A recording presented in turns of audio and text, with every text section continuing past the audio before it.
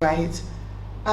We didn't want to call it meet and greet, but it's a session where we will see that we need to just interact more, understand who we are, and just to serve as a motivation to our final year undergraduates or honors students that we are expectantly waiting to also welcome them into the postgraduate studies of the faculty or the university. So it's a platform for you to please feel free. There are a lot of things that you could learn from this because the outside world where when you start your postgraduate studies you'll be exposed to is more or less what you are seeing a glimpse of, going to conferences, presenting posters, like you can see this beautiful poster, oral presentations, and if you have those skills, in you at the onset, you will not struggle in your postgraduate journey. So it's our joy to welcome you once again on behalf of the Faculty of Health Sciences Directorate and to say thank you so much for taking the bold step to share your research journey so far with us. And I'm sure it's going to be insightful, and also it can even be a source of motivation to the topic or topics you want to consider for your postgraduate studies. Okay, so please feel free. It is not being scored. You're not being assessed. We just want to have this lunch with you in a research platform to see what you're doing and to really have a feel of what we're expecting in the years to come from your master's and doctoral studies. So I'd like to welcome each and every one of us. And just before I hand over to the chairperson for the session, the first session, I would like us to maybe just quickly, in a few seconds, introduce ourselves so that we can, if you can say your department, your level, and you can even mention your topic, your product, just a topic, a generic topic, you can provide for us so I will know you better and then we can take it from there. Thank you so much. I will hand the mic over to the first person here. Good afternoon, everyone. My name is Kimberly. I am from the Department of Human Nutrition and Dietetics. I am currently doing my fourth year, and my research study currently that I'm working on is developing modern recipes for the fruit num num, which is an indigenous fruit here in the Eastern Cape. Thank you. Greetings everyone, I'm Zanita Mbane from the Department of Human Nutrition and Dietetics, and my study is knowledge and perception on salt and sugar products in health science students. And this.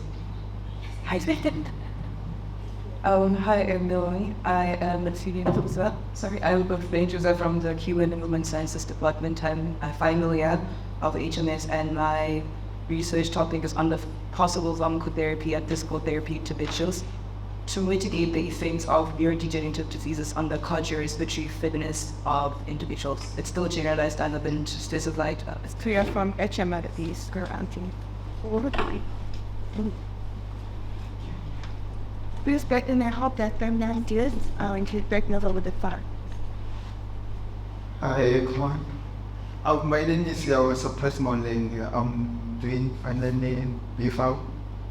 My research project is about the game-based learning, where we making a game that is going to help people to recognize the cardiovascular trends, but I'm not specific to it.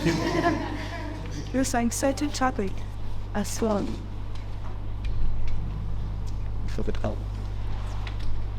Good afternoon, everyone. My name is Christoph Chamasanwa. I am a working nursing student, final year student. And today what we are attending, I won't be presenting, but we're doing a group research on necessary sections. We try to assess necessary sections on antenatal and postnatal depression amongst women that are attending units in the nursing home up there.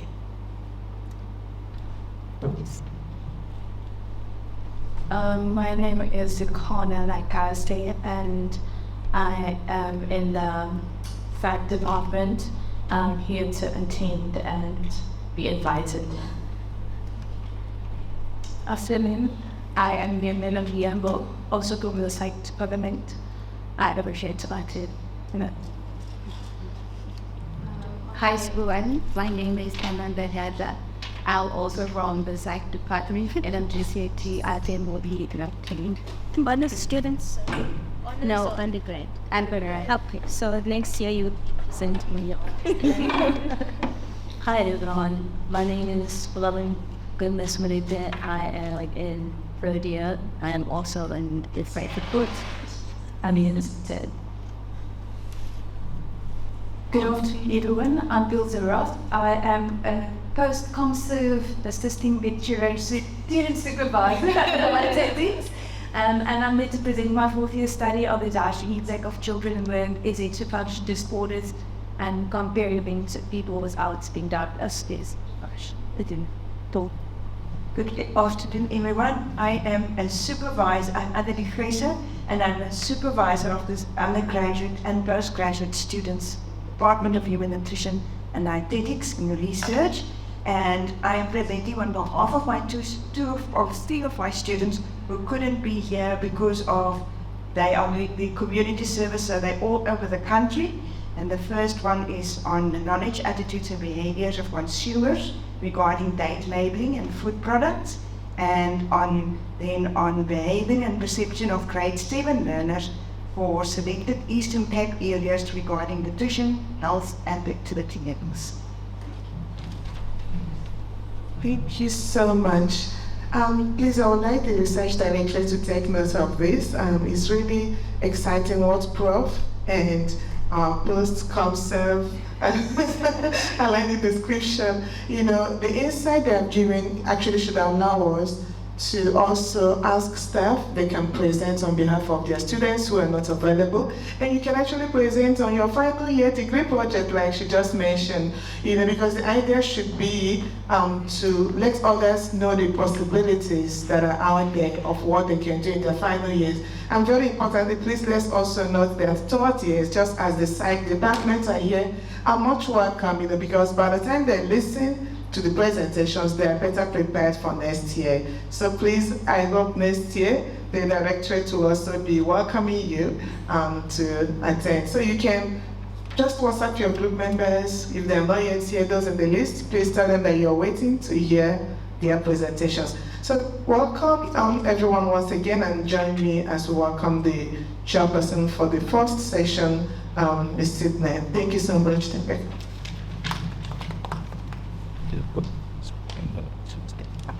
Thank you, Prof. I don't know, maybe I might have missed it, and maybe you are wondering who's Prof. Elaluri. She is the acting director of research in the Faculty of Health Sciences. So I don't like most of our undergraduate students, we don't really communicate much with them, but the faculty has a dedicated research directorate, and she is heading it up. And with her team, we've got a biostatistician, Dr. Sibanda, who's at Missionville campus. It's myself, Tembeka. It's Ms. Bethlehem Mutron at the back, and two of our colleagues. They're just joining us, Zuxiwe and Asibe as well. So there's a team of, this is a small team in the research directorate. So mine today is to chair the first session, which is on poster presentations. And in the room, we've got the three presentations from dietetics. We are still waiting for Sonelo to join us. So the presentation for that will follow at a much later stage. The presentations are allocated, I think it's 10 minutes of presentations, and then it's 5 minutes for questions and answers. I think, are we going to be projecting it? Yes. So if you are like myself, have vision problems and you can't see the posters in these nice boards, you can also just look at the screen that will be projected daily.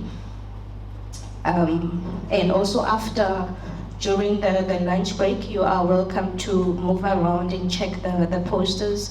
And if you've got any questions or any interest, you can network and communicate with the presenters. So for the first presentation from Roseanne and Tsepeng, titled Knowledge, Attitudes and Behaviors of Consumers Regarding Date Labeling on Food Products. It will be presented by Professor from the Human Nutrition and Dietetics Department. I don't know, Bastian, are we going to indicate the time? But I think more or less you should be able to see even on the laptop the time allocated to you. Thank you so much, and over to you, Prof. Thank you very much. I want to steal 1 minute to also tell the students about the Research Directorate. They are so few people and they handle the whole faculty's undergraduate and postgraduate research. And they are doing a very good job, so I think we must give them a hand clap because they really appreciate it. They deserve it. The knowledge, attitudes and behaviors of consumers regarding date labeling. You are all consumers, so you know what the problems are. We are always in a hurry when we get to the shop and we buy, and we don't always look what are on the labels.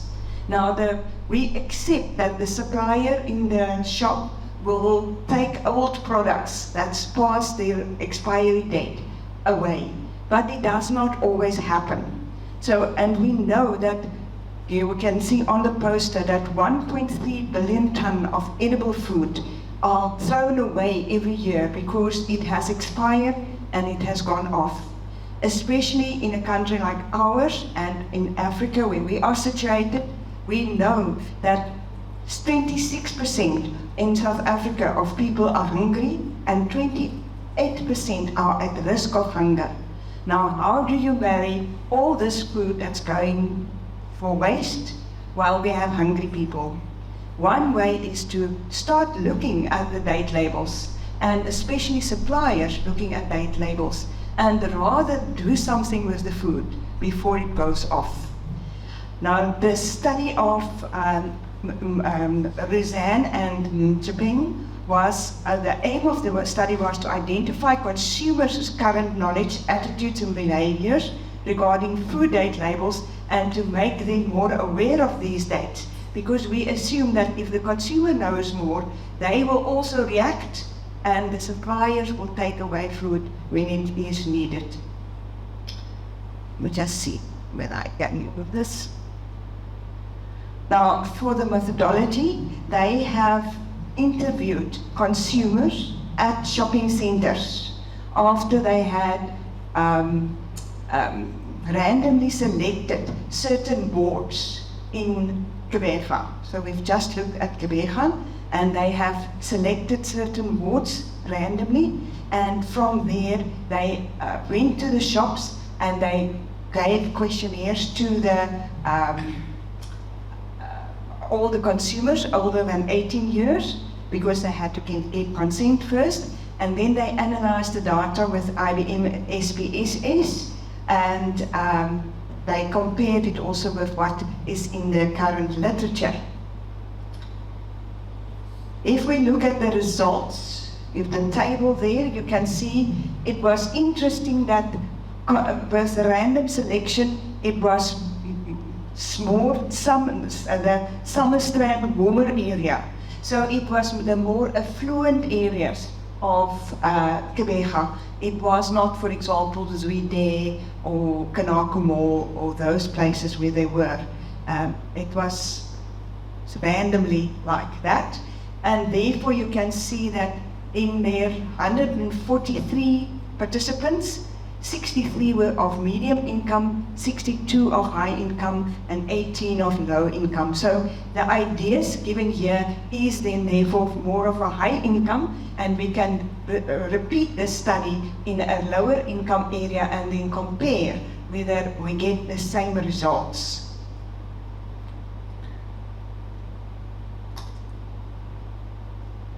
You will see that questions were asked from the participants, and you can see the overall scores that they get for their knowledge about date labels.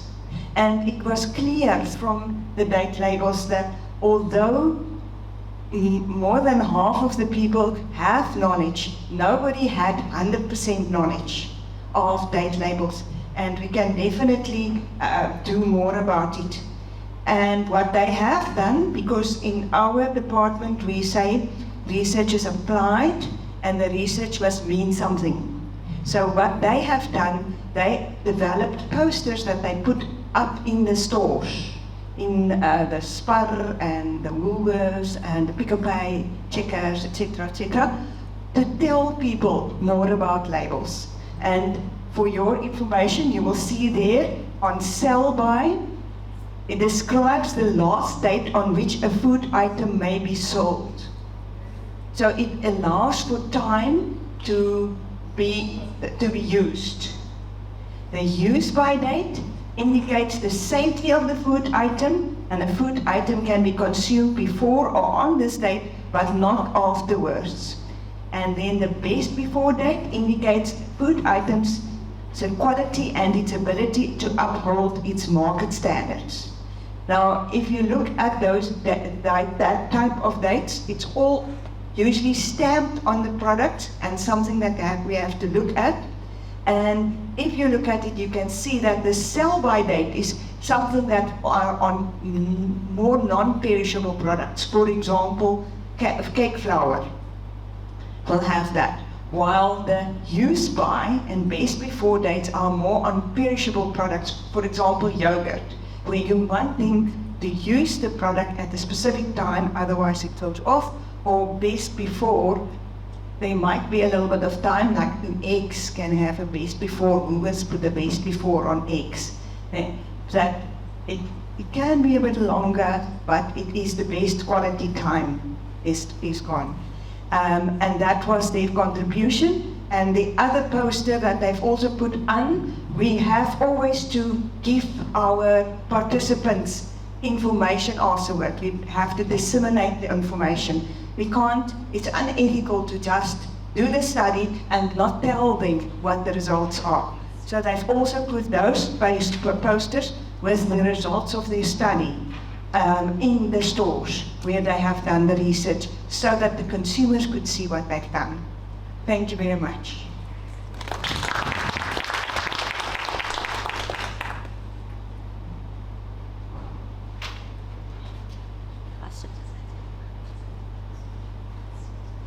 Thank you so much for that presentation. And I'm just going to open it to the floor if you've got any questions or comments that you want to make on anything those parents. On this. Thank you so much, Prof. Really, topics from dietetics are just quite nice to listen to, and it informs what we do on a daily basis. So out of curiosity, because I know at times, recently there was, I think it's either a balm or something, the best before date, or is it a medication? I've forgotten, but the best before date was indicated, but the pharmacist said you can also still use this after a number of days. You mentioned months or something. So can you shed more light on that, please? Yes, thank you. That is a very good question. And that is exactly the best before date. It tells you when is the best quality. It does mean that you can use it afterwards, but then the manufacturer will not guarantee the quality. So the supplier should not sell it to you after the best before date, because they are supposed to sell good quality products to you. So don't buy from the supplier if they give you something that's past the best before date.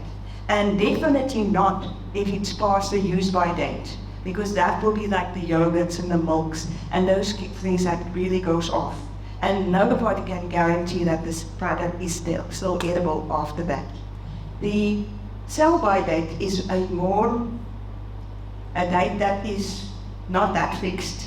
But again, it says sell by, so the supplier again should not sell that product after that date. That answering your question? Yeah, it does. It does. This is actually a scenario where with medication we already had it. So when the pharmacist prescribed it, he said, okay, we have this, but we are not sure of the expiry date. So it was just an advice. It's not a new thing we are buying from the shelf, but it's an advice that if you have it, even if it's expired within this day, you can still use it. So if you have it at home, can you still use it? Yes, I can, because but nobody can guarantee the quality for you, but one can. Thank you. Do you have any other questions or comments? Okay, while you think about it, just remember that you can still look at the poster even during the break time. And if you've got any questions, you can ask Prof. Lisa. But I think for me, it's just a comment, if anything, and I'm looking at the demographics is that of the participants, and I'm looking at age 18 to 25 years old. And taking that with the conclusions, I think it's a bit surprising for me. You would think that young people are more aware of what the sell-by dates and the food labels actually mean, because we are more inclined to learn. Even like from social media, we see things, but yet research shows otherwise. But in terms of raising awareness in retail stores, what do you think in terms of the retail stores' openness towards doing that? Because remember that some of these findings, and they are the ones who are putting maybe the food that is passed by the sell-by dates, or even sometimes they remove it and put a new one, but you can see that it's past the sell-by dates. So in terms of their own openness towards this kind of education towards the public, what is the general feel around that? Thank you very much, and I'm glad you mentioned this where they put another one on, because that is unlawful. They were not supposed. By law, they cannot. If that is the sell-by date, that is the sell-by date, and they may not change it. So what it does happen, you are correct. And there was a study not recently, 2 years ago or so. There was a study here in Quebec about biltong. And the biltong that started to have mold on it because the supplier did not take it off the shelves when they were supposed to take it off. So it happens, but we did find with the study that they are very willing to cooperate and let us do the study. They were very willing for the posters to be put up. And so we did not have a problem. But I assume that there can be in areas or specific stores problems, and that all suppliers or all stores may not be open to this, because they also use products, as I've said. You will see, however, at the moment, if you go to the shops, the shelves are much more empty than they were before for the last 2 years or so, due to load shedding. Because load shedding allows them to lose a lot of products. Even with the generator, and the temperatures of especially cold storage can be where it should be, and they lose a lot of products. And it becomes a big problem for suppliers. And therefore, you often see that the shelves are much more empty than they were before. And for our department, it's quite a problem, because we buy in bulk for our practicals, and we can't buy at one shop, and we can't buy from a large supplier because they don't have stock. But at least that helps that the suppliers keep to the sell-by dates. Thank you. Thank you so much, Prof. We're going to move on to the second presentation. And for the interest of everybody who's here, we have a swap in the presentation. So the last presentation from Michaela Kidd would follow right now, and then Kasmin would follow after that presentation. And it is titled Behavior and Perceptions, a perception of grade 7 learners from selected Eastern Cape areas regarding nutrition, health, and activity levels. And Prof. Lisa will be taking us through that presentation as well. And if you can please project the second poster for us. Thank you.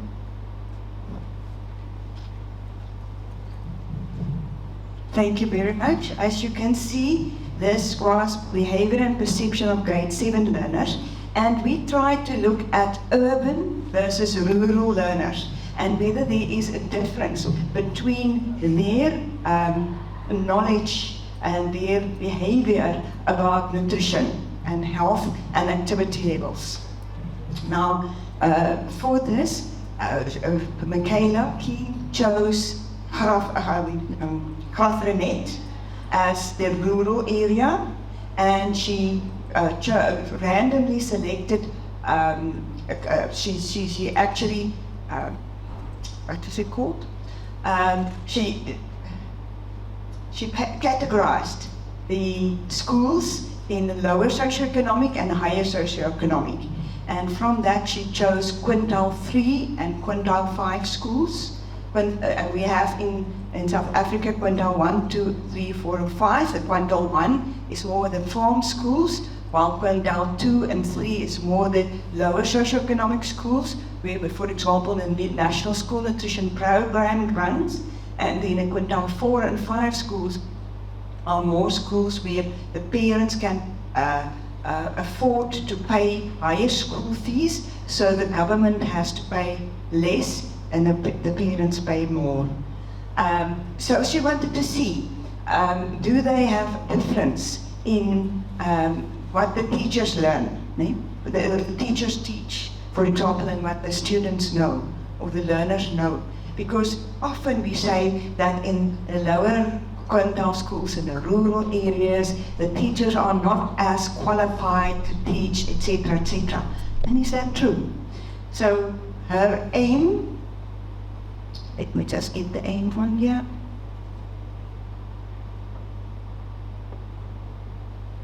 The aim of the study was to determine the behavior and perceptions of grade 7 learners in low and high quintile socioeconomic schools regarding nutrition, health and activity levels in rural and urban areas. And she compared the two areas then.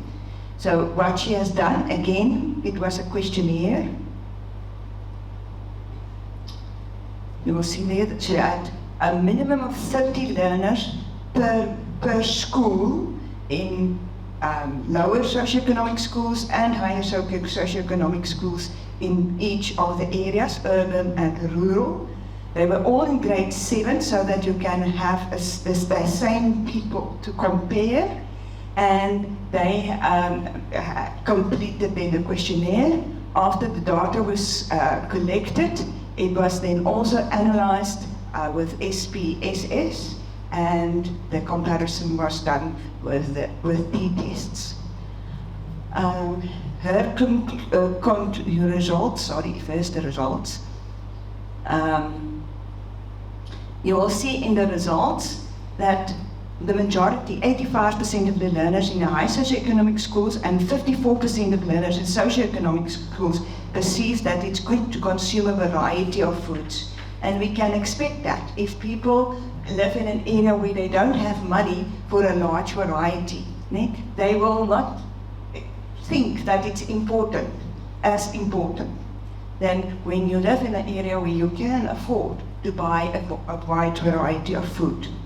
But if you look at all the others in general, this, the information show that there is not a big difference between the knowledge, perceptions, and activities of learners in the two areas. They have very similar perceptions.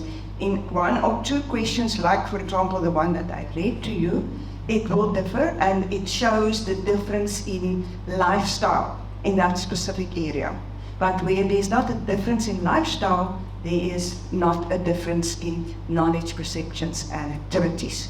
It also showed that the students do learn enough about it, but one area where we saw that they do not have enough information is on what we call the South African food-based dietary guidelines. South Africa has 10 guidelines that guide us how to eat properly and how to eat a variety in our diet. And you can see here in the questions, it was specific those questions on the dietary guidelines, and the dietary guidelines is there on your right-hand side in green. Be active, enjoy a variety of foods, make starchy foods part of most meals, eat plenty of vegetables and fruit every day, eat dry beans, split peas, lentils, soy regularly, have milk, mass or yogurt every day, fish, chicken, lean meat or eggs can be eaten daily, drink lots of clean, safe water, use fast food sparingly, vegetable oils, use fat sparingly, vegetable oils rather than hard fats, use sugar, food and drinks high in sugar sparingly, and use salt and foods high in salt sparingly. Again, you can think if a learner is in a low socioeconomic area, some of that is not always possible. And therefore you can understand then if they have a different perception on what is good nutrition. But otherwise, except for that they do not know these guidelines and do not know that that is the basis of a balanced diet, their knowledge was quite acceptable. Again, this is a study that was done in only 2 areas, and it can be done in more areas and a wider range of learners to see what their knowledge and perceptions are. Thank you.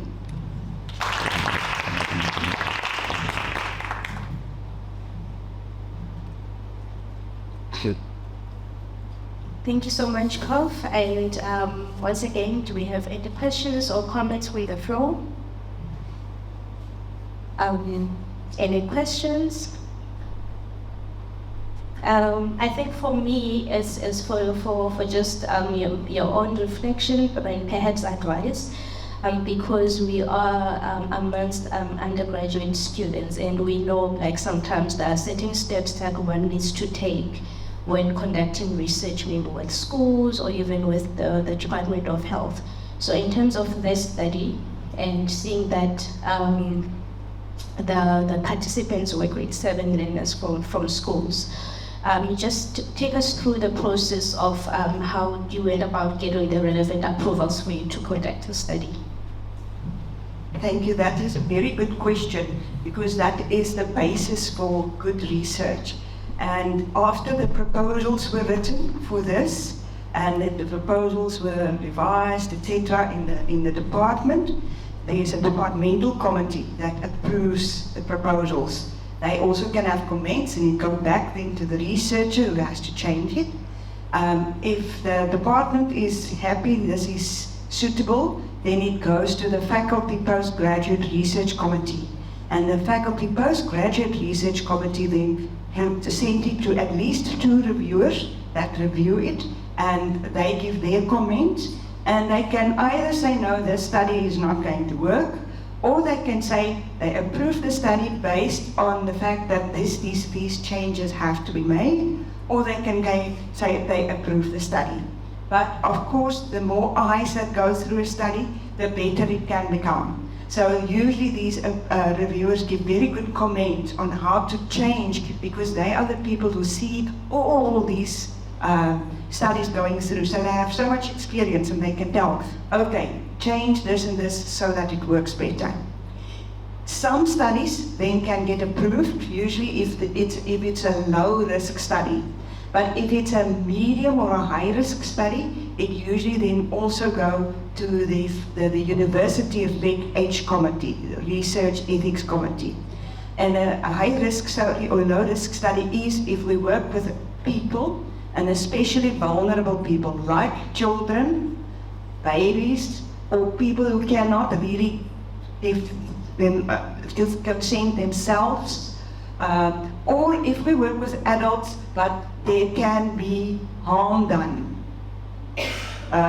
Especially with nursing, if you start giving injections or hurt the people, or even something like that, then of course then it becomes a higher risk study.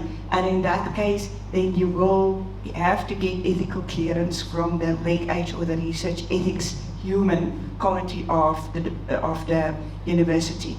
If you have that approval, you get an approval number, and then it depends where you do your study.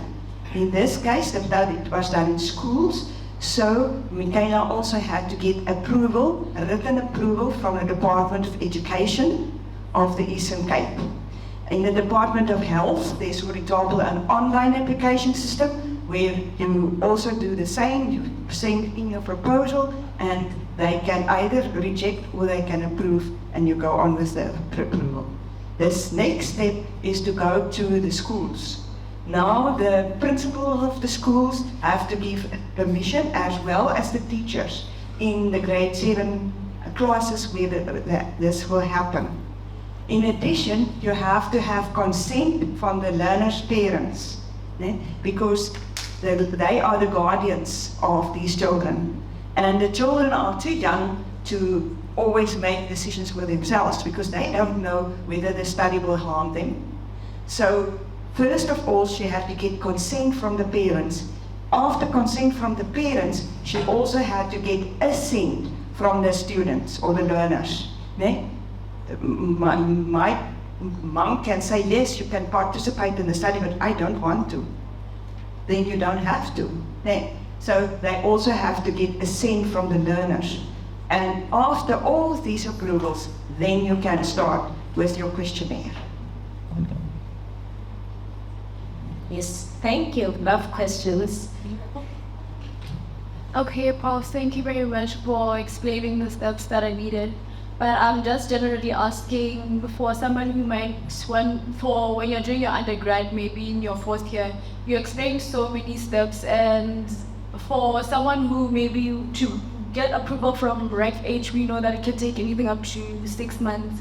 And then how long then does it take to get approval from the ministry? Because when you're doing your 4th year, you have less than about a year to get your approval and to get everything done.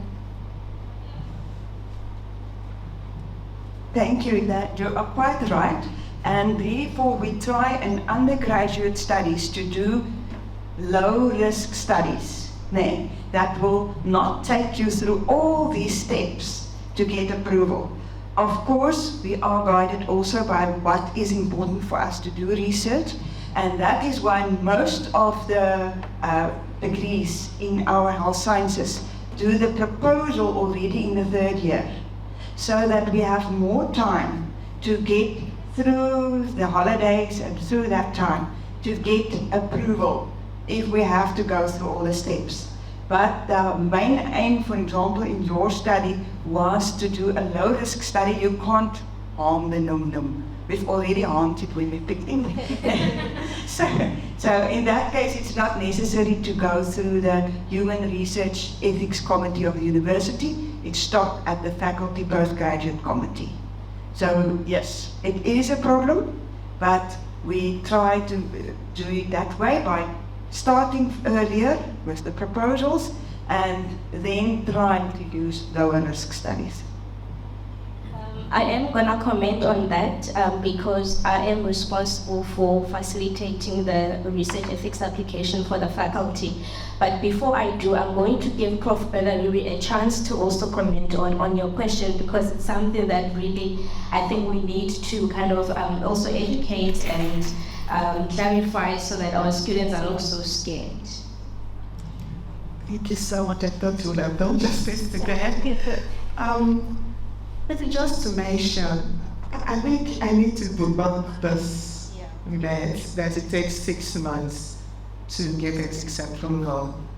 It's not the entire truth, because I do know I have postgraduates in the first 6 months of their registration that received ethics application.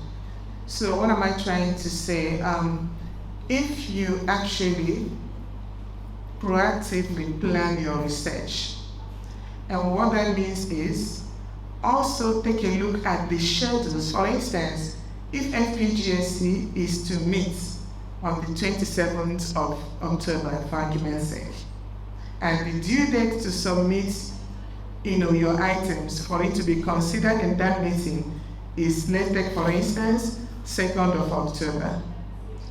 Now, if you miss that due date, you have submitted it, you've received it, but it means it is waiting for the next meeting in November, which means you have inadvertently omitted the due date for this meeting. From where you are seated, you're happy I've submitted my proposal. It's now 3 weeks. Meanwhile, it's not yet time to look at your proposal because you missed the due date. Is it making sense? So if you look at the schedule, we have the schedule for the entire year. So you can play with that. For instance, you want to have your proposal reviewed the first meeting in February next year. Look at the due date to submit it. Then you realize that you're not going to spend the whole Christmas enjoying your, visiting friends. You need to quickly submit by due date so that it will be reviewed in February. If you miss February, it means March. Then the other thing you need to consider is feedback when you receive the feedback from the reviewers. To be honest, the reviewers are not paid extra for the work they do, but they do awesome work. If they give feedback, just like your supervisors, please attend to it, timeously. Do not wait, because at times, do you realize that if you're waiting up to 1 month, 6 weeks, even the supervisor might not remember the comments made and why. But if you receive the comments and you do diligence by attending to it, just within a very short time frame, you will get the feedback and then you submit. And remember, the delay you have starts even from the department. If you miss the due date for DRC, then that affects the FPGSC. But like Prof rightly said, your supervisors are to guide you so that you don't go into those, sensitive topics or with the vulnerable groups that might actually warrant additional approvals. However, if that is needed, your supervisors will also ensure that you start on time. Because if you start on time, you're able to still meet up, even with others. And I have also seen students that received approval from the Department of Health, even within 2 weeks. What that means is, if you know the days needed, factor it in at the right time. Because if you factor it in, you'll receive your feedback with unconditional approval.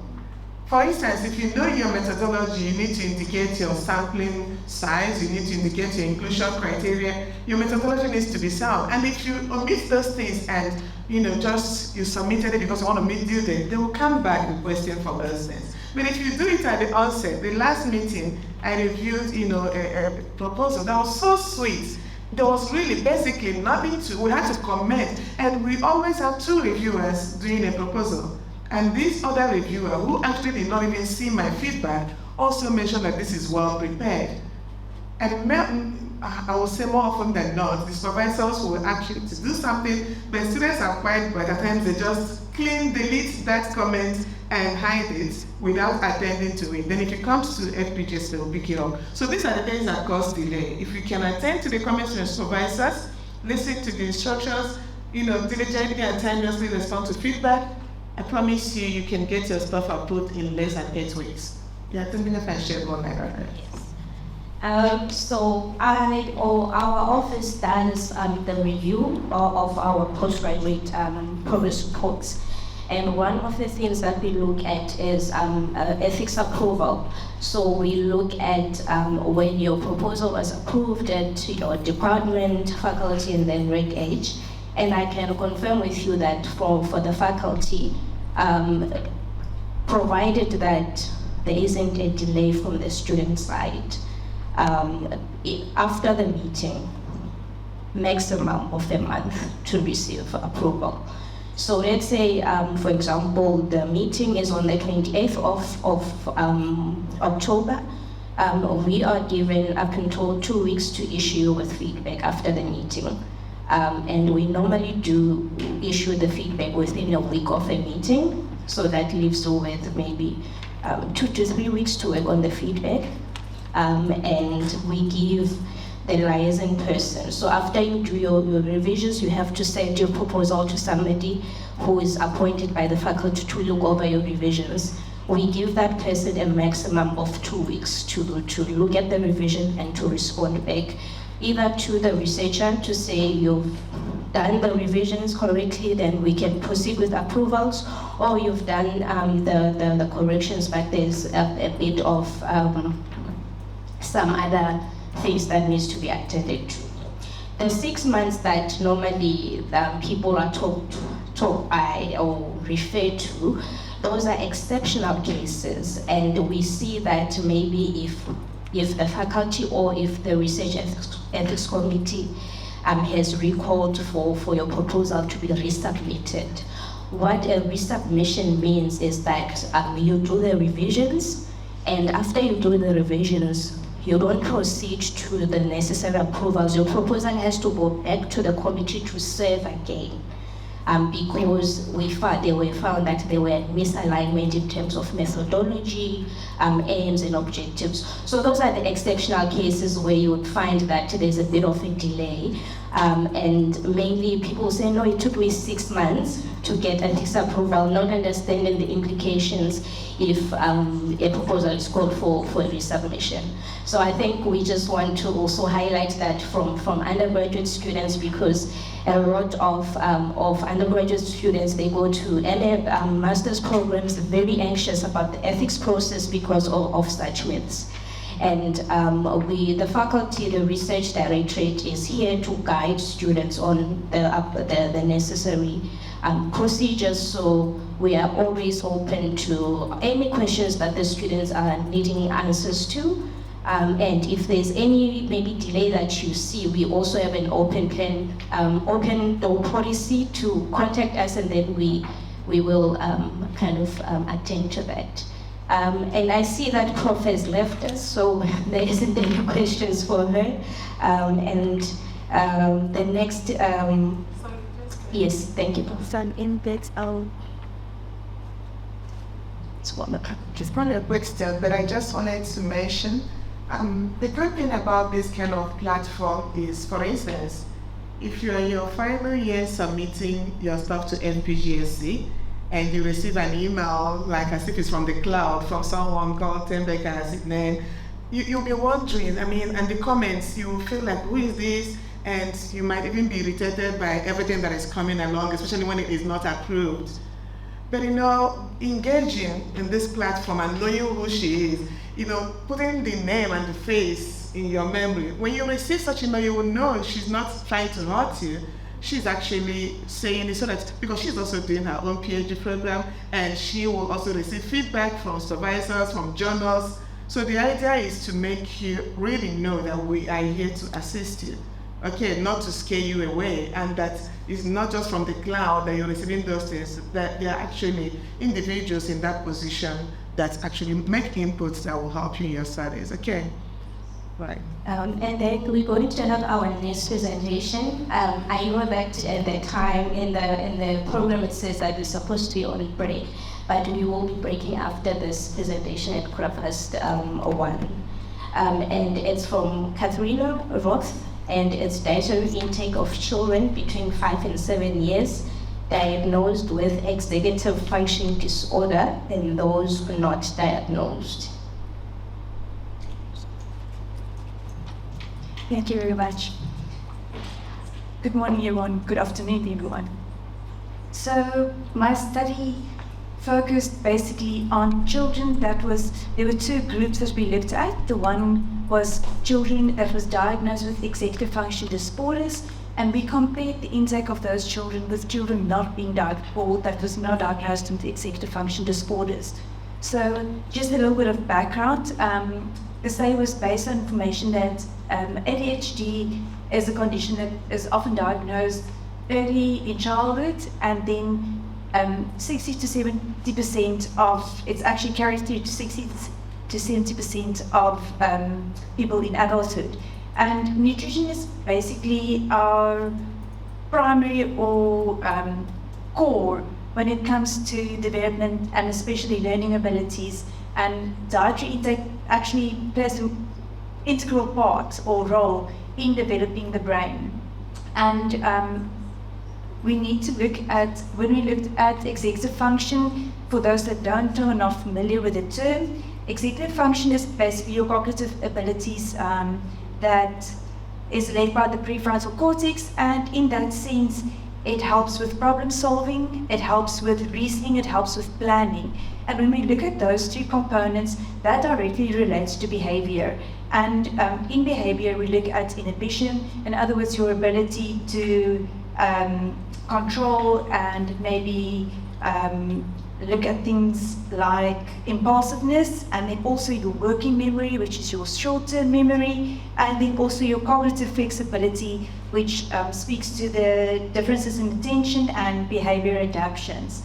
So in the realm of all of this, we looked to see, does people or in children that has been diagnosed with the EFD versus people that hasn't been diagnosed, the food they're taking, does it make a difference? Does it have an effect on their behavior within a short period of time? And for the study's purpose, we actually dealt with a period of 20 minutes. Was there a change in behavior in taking certain foods? And then also, were there any differences in frequency of various foods that these students took?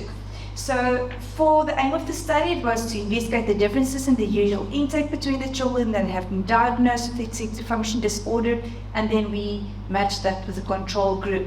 Our methodology included a non-experimental descriptive study where a questionnaire was developed based on the infant product and the toolbox questionnaires, food frequency, but because we didn't have a South African food-based or South African food frequency questionnaire, I developed a new questionnaire. It was an online questionnaire that could be filled out. Unfortunately, post-COVID in 2021, it did pose a few challenges. We had to go through all the different exercises of contacting schools, and many of the schools that actually provide for children with EFD did not want to participate in the study at that stage due to all the different protocols that had to be followed. So we will get to the conclusion now. So unfortunately, we didn't heal the sample size that we wanted to, and this study is perfect for somebody that would like to take it a little bit further and maybe investigate and use it as a pilot study. So the methodology was quite tricky. We had to ask the caregivers, and not necessarily the parents, the caregivers, to complete these questionnaires, and for us to be able to identify people with EFD, which is a vulnerable group, we had to work through various caregivers or different allied healths, and through those systems we had to eventually get our sample. And then if we look at the results, unfortunately on this specific poster, those are Michaela's results that ended up on my poster. So I will just be highlighting some of the things that we found. In our study, we saw that the most surprising thing is that initially I thought that the people that was diagnosed with EFD would be the students or the learners, that children that will be taking in the food that we know that is not healthy. And because of that, you will have a different effect on their behavior. Where we actually saw the opposite. In most cases, the children that was not diagnosed, those parents reported changes in behavior. So, and now it can be argued to both sides. Is it because people with EFD are taking medication and it is being controlled in that manner, or are they just more cautious and they knew and still know that those foods actually display some behavior changes? So there is a lot of scope for research further into this topic. So one of the many findings was that in terms of beverages, the one drink that most people actually enjoyed was plain water. In the group that was not diagnosed with executive function disorder, that control group actually consumed coffee, soft drinks, cordials, fruit juices, and flavored waters more than the executive function group. And then in terms of the responses received for each meal interval, so the food frequency that you can see over there, we saw that none of the groups actually consumed breakfast in any one day. So there wasn't one group that specifically said, I eat breakfast every single day. And then or half of them, less of the respondents actually didn't consume breakfast. 62.5% consumed both lunch and dinner, and then snacks were enjoyed by all groups on a regular basis. Then when we look at our vegetable intake, we could see that 12.5% did not consume vegetables at all.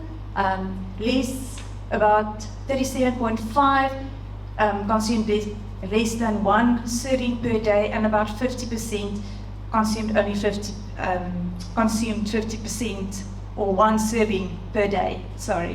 And we saw that the vegetables that was omitted mainly were green leafy vegetables, something like beetroot, frozen veg, and eggplant in both the groups. So as I mentioned earlier on, the conclusion of our study ended up to say that this can be utilized as a pilot study for somebody that would like to continue or do the study on full scale. And then limitations that we experienced was that we didn't include questions on religious beliefs or different cultural ethnicity influences the children's dietary habits, and we didn't include this into the preference for the groups, which might have had an influence as well. And finally, if we look at the table at the bottom, you can see on the control group, the effects of the responses in the control group, the products causing an effect was mostly in the beverages, and then strangely enough, mixed frozen vegetables. The caregivers actually mentioned that that was one of the foods that did have an effect on behavior. And you will see on the side of the group with executive function disorder, it was only fruit that showed us any effect on behavior. Thank you very much.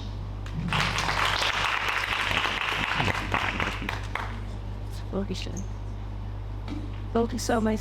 I'm sorry, Thank you so much, Catherine, for that presentation. And do we have any questions from the floor? Any questions or comments? Yes, Paul? Thank you so much. I think I'm very excited to listen to presentations from this department. Really, I must say, not that others are not excited, but it's something you do daily. I'm sure everyone has eaten this week. If you've not eaten, raise your hands. You've taken something. The table one said something. If you can please flash it again. Table one. Okay. Or just the title. You said is the. What's the title again? At the bottom, the effect of food on behavior of children as perceived by parents of caregivers. Good.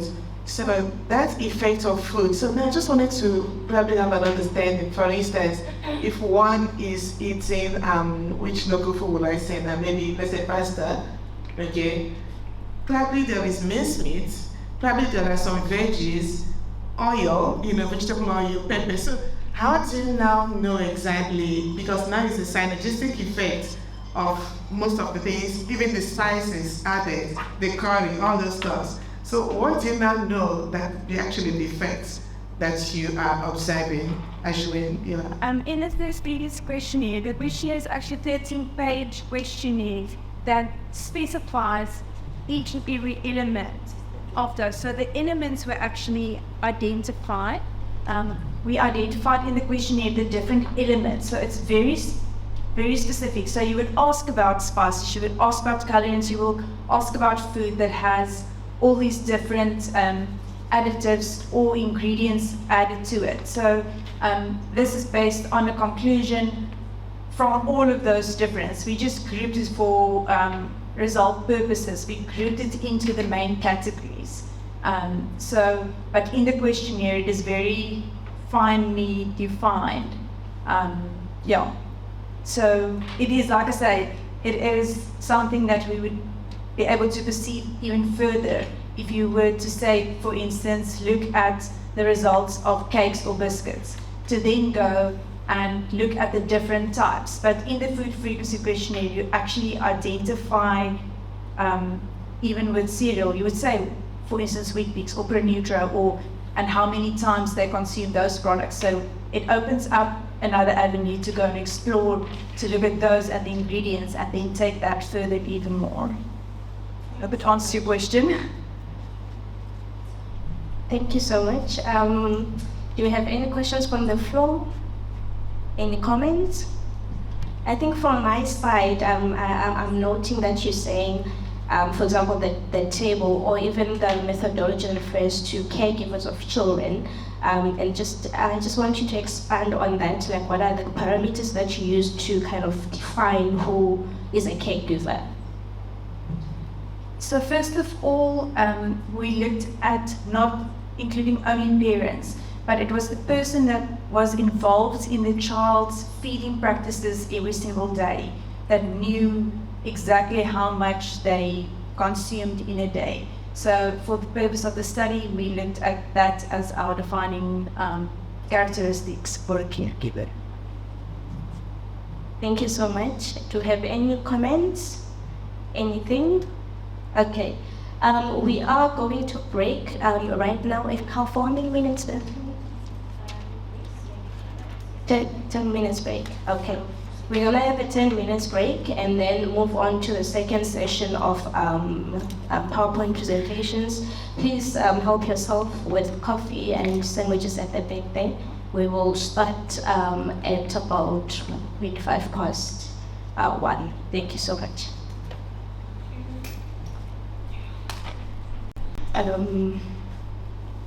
And you have the PowerPoint, right? Okay, thank you. So we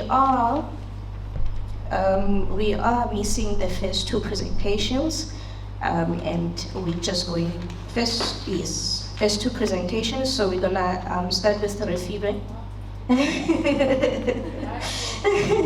Yes, unfortunately, we did try to get a hold of the other students. They're unresponsive.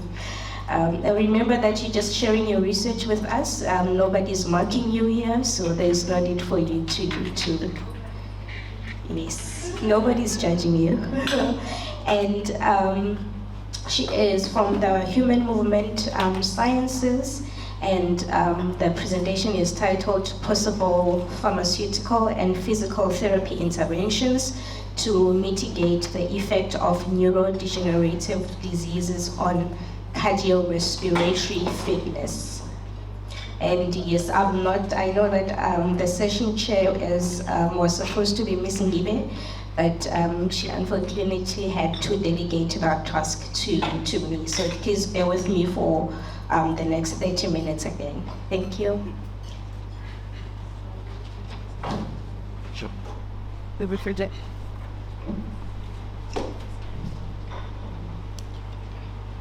Sorry? I'm just saying give the project a try. Thank you.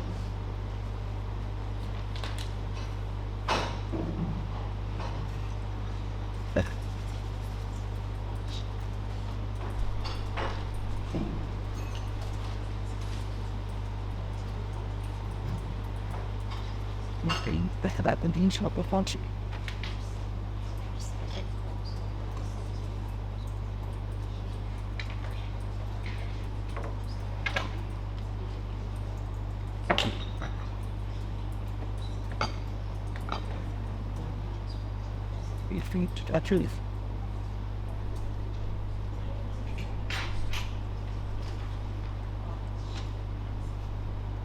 It is 10 minutes. Or please pause that. Now, right. Regions of the machine. Hi, I'm Hindran. I am reservation, sir. That's the exhibition. Please. Hi, I'm Rafidam Juzal from the Human Movement Sciences Department. And just to preface, I didn't have, I'm planning to do this as my postgraduate master's level research paper. And because of that, and the fact that I will need my final year, I couldn't get us that population in time. But the paper was originally on the cardiorespiratory fitness of boxing athletes, as they have more contact in the frontal regions of the head and are more prone to neurodegenerative diseases. So yeah, I'm from that department, and my topic is the possible pharmacotherapy or pharmaceutical and physical therapy interventions to mitigate the effect of neurodegenerative diseases on the cardiorespiratory fitness of individuals. My content page is there. I'll give a brief introduction. I'll talk about CRF, I'll connect the two, and I'll go into the interventions and the discussions. Okay. So, what are neurodegenerative diseases? They are a cluster of neurological conditions that are characterized by the death of neurons. And now you must remember, neurons are the cells that are primarily responsible for communication from the brain and the whole body, right? So then some of the causes, so then it's also characterized like physically, you will see people that will suffer from tremors, rigidity, some will even have memory loss and opportunistic neuropsychological conditions that will form and will come up after that.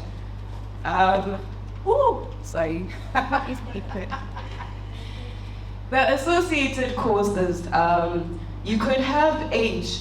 Commonly or historically, we've always said that NDDs are largely attributed to age, but then recently in my research I found that there are people in their 30s that have developed, not even developed, but have had Alzheimer's and are still living with it, and that has significantly reduced their life expectancy.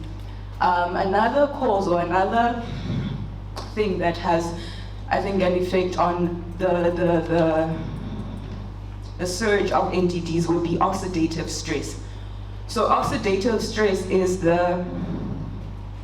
it's when the oxygen between the brain and the heart and the cardiorespiratory system, the circulatory system, the respiratory system, and the brain, the neurological system, is not necessarily like, there is like a whole lot of pressure on the oxygen to get there, or it's not getting there.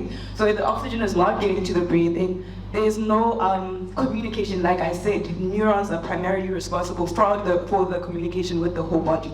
So once you have oxidative stress, the blood cannot be filtered or detoxified or like travel and stuff.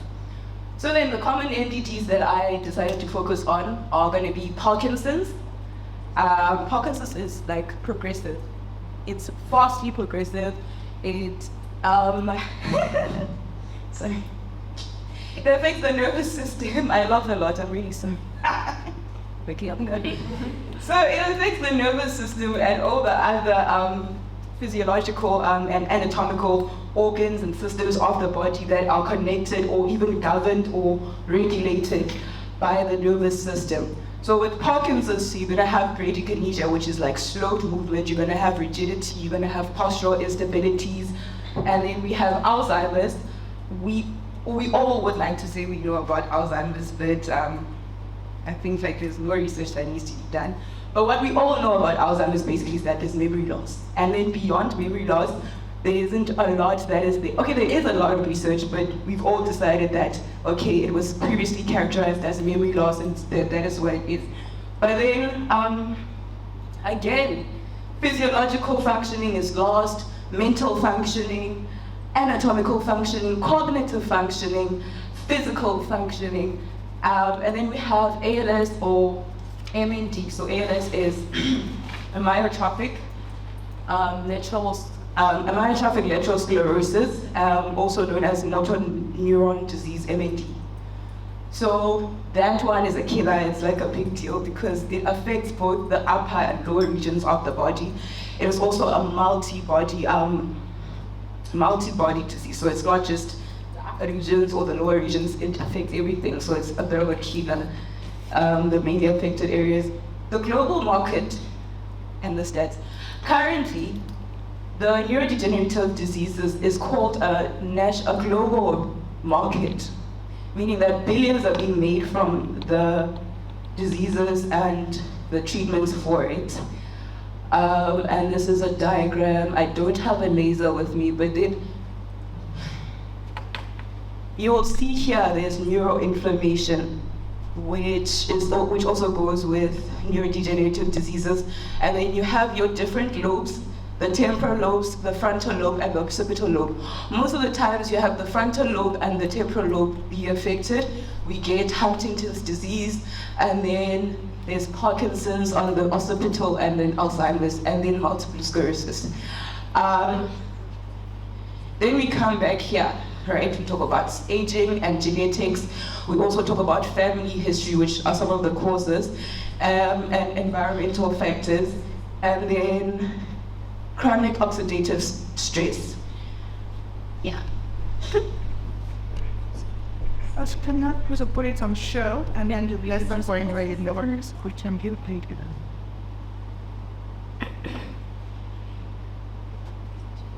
So the aim of my study was, it's quite forward, to study what kind of physical therapy interventions and pharmacotherapy options are available to mitigate, because we all know that they are incurable. Essentially, they're incurable. So as with HIV and AIDS, you would develop pharmacotherapy interventions that will mitigate the severity of the disease. So what can we do? Because obviously there are interventions that are in place, but then I don't believe that they like. So then my question is that, as you can see,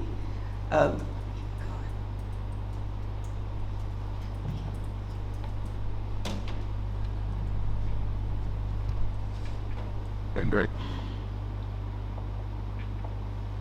Okay, so then, like I said, we're looking at the effects of neurodegenerative diseases on the cardiorespiratory fitness of people. So what is CRF? CRF, cardiorespiratory fitness, is the combination of your cardiovascular and your respiratory system. And if you remember well, this respiratory system is governed by the ANS, meaning that it has no voluntary control of itself. So it needs the neurons, I'm going to keep on talking about the neurons, to tell it what to do.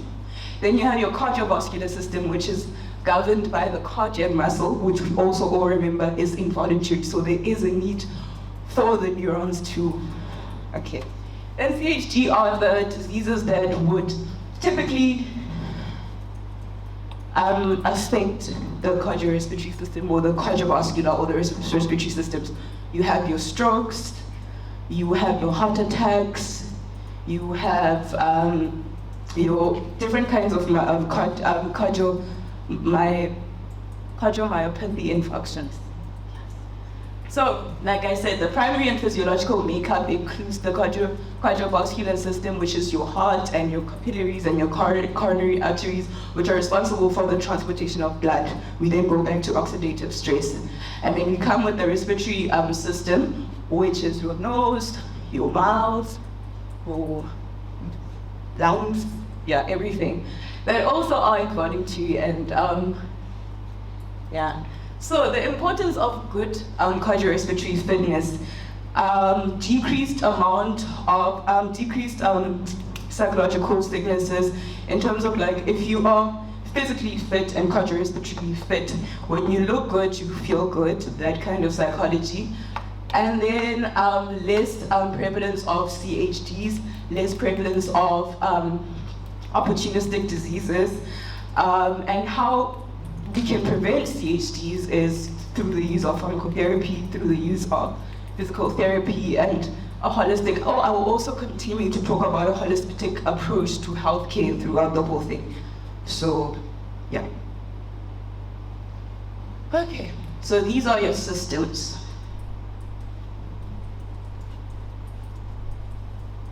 Respiratory system, lungs, nose, everything, right?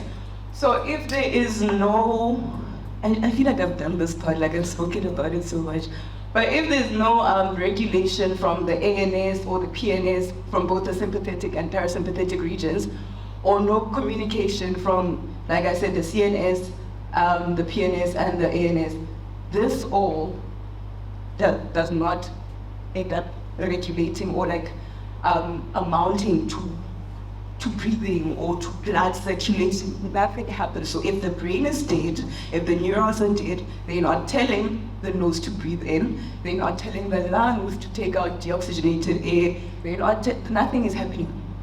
So it's a shutdown of the physiological system.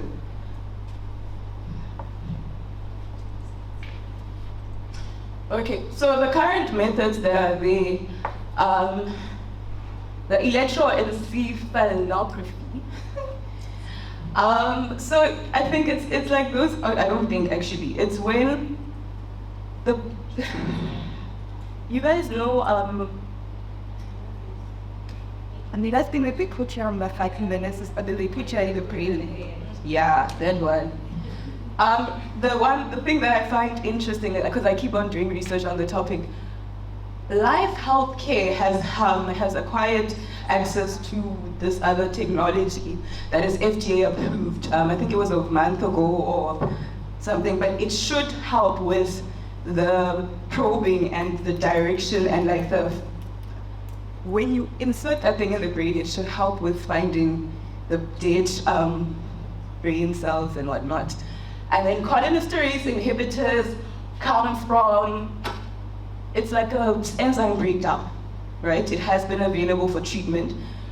So it has D-methyl aspartate. But what I do not like about these two are only for temporary palliative care, meaning that towards the end, that is when they will most likely give these two. And then dopamine replacement, again, is a neurological condition, meaning that psychological conditions come into play. So we would need to replace some sort of, like I said, brain regulation. So some hormones would need to be replaced and some would have to be decreased, I think. Okay. So the treatments, like I said, it's the effect of the neurodegenerative diseases on the cardiorespiratory fitness of individuals. So the treatments are going to have to, they're actually not going to have to, they must be neuroprotective and cardioprotective. So what is neuroprotective? It is something like medication or practices or whatever that have qualities and properties that protect the brain, the structure of the brain, and the functionality of the brain. Cardioprotective is still the same thing, it's just that it protects the cardiovascular and respiratory systems. But just mainly, if it's neuroprotective or cardioprotective, it protects and maintains and sustains the functionality and the structural makeup of the systems. Drug repurposing is important, and drug repurposing is the process or the current trend in pharmacotherapy where they take a drug that has been there, or they treat a drug that has already been there, and then they take out properties of the drug and manipulate it and adapt it and modify it to help in other cases. So yeah, so that is what I just said, what neuroprotective and cardioprotective drugs do. You will see that with cardioprotective drugs, you have anti-inflammatory activity, and then you will have an antioxidant activity, right? Those are the two things that I need you guys to remember throughout. And then with protective drugs, you will have low blood pressure, you will have low weight gain. Oh, sorry. But yes. So, I'm sorry. And then the unwanted. Very. The pharmacotherapy interventions that I think that I did research on and I found, I did talk about how when you have neurological conditions, psychological conditions are bound to come out. It's opportunistic, I think they call it. So imipramine, the 75 milligram, has been used on patients that have TB with mood dysregulations or neuropsychological conditions that opportunistically came out. So if a TB patient has now develops all of a sudden mood dysregulations, depression, anxiety disorder, doctors will prescribe imipramine. That means that imipramine is both neuro and cardioprotective, right? So by looking, I would suggest that in pharmacotherapy, pharmacy students who are here would then look at imipramine and then look at all its properties and all its, just look at all of it holistically and see what exactly can be extracted and modified from it to, to make sure that everything is treated. Okay. So the modification of MND genomics and human-induced pluripotent iPSCs and gene editing. Like I said, one of the causes is genetics. And to understand genetics, we have gone on genetic duplication quests, we have gone on just a whole lot of DNA replication things, right? So when we look at MND, which is amyotrophic lateral sclerosis, like I said, it is a killer because it affects both the upper and lower regions of the body. It affects everything. So for me to suggest that we go this route with MND is because there's no other choice, honestly, when you look at MND. Like I said, right now we're not looking for cures, we're looking for mitigation interventions. So this would be the best way to go about it. You look at certain genetic codes in the person's makeup and then ties to this actually. So by looking at the person's genetic codes and what this one, the iPSC, it's about like taking cells and then remaking them, right? Using stem cells. So if you take the fact that the neurons are dead, and then we try to recreate them and resequence them and then try to put them back in again, I don't know how, into the person, then we can see if there's any improvement.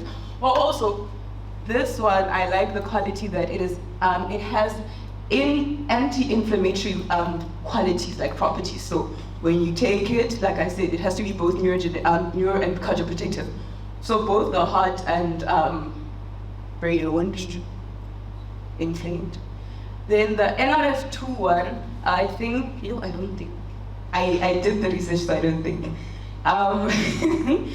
It regulates the oxidative levels, right? So it works with oxidative stress. Like I said, oxidative stress is one of the main factors that you will see when you think about AGTs.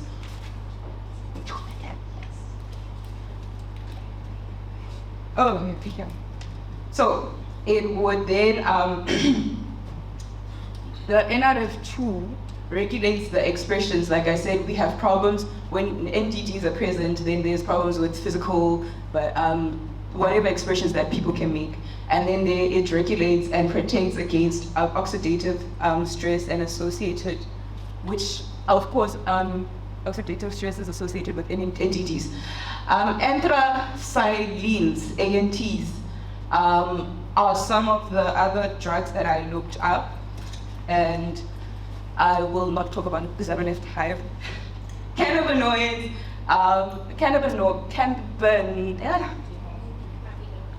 that one.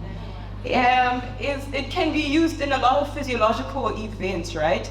Physiopathological events, actually, like inducing, and then using, it induces aerobic endurance. Takes us back to physical activity and physical therapy. And it improves and maintains the cardiorespiratory fitness, And then THC is one of the other molecules of CBD that can be used and has been used as a bronchodilator and antioxidant, yes. Did I just go on?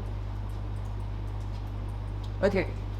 When in the human movement sciences, we talk about FIT principles, which are your frequency, intensity, type, and time when presenting exercise or physical therapy programs. So you need to know how many times the person is going to do that. The multimodal physical therapy program recommends a 12-week, at least 12-week, or actually 12 weeks and more, after the treatment, which could be surgery or pharmacotherapy. So then this would be 12 weeks, and then their results would last for like 3 months, and then we would have to go back again. The Unified Parkinson's Disease Rating Scale, in human movement sciences, we like scales. We use the scales to see how actually the person is developing, and not even developing, but how are they responding to the treatment. So you would have your behavioral, you would have your motor action, you would have your acts of daily living, and then yes. But all those four are scaled on a scale of 1 to 5. Then we have cognitive therapy, and aerobic endurance training is actually one of the most, it's not even one of the most, it is the most effective kind of training with regards to physical therapy interventions, so it's the most effective, and even with regards to any other exercises, the most effective. It helps with your cardiorespiratory fitness. It also helps with falls, which are very common in people with ALS, and you should also, I didn't say this, but yeah, that.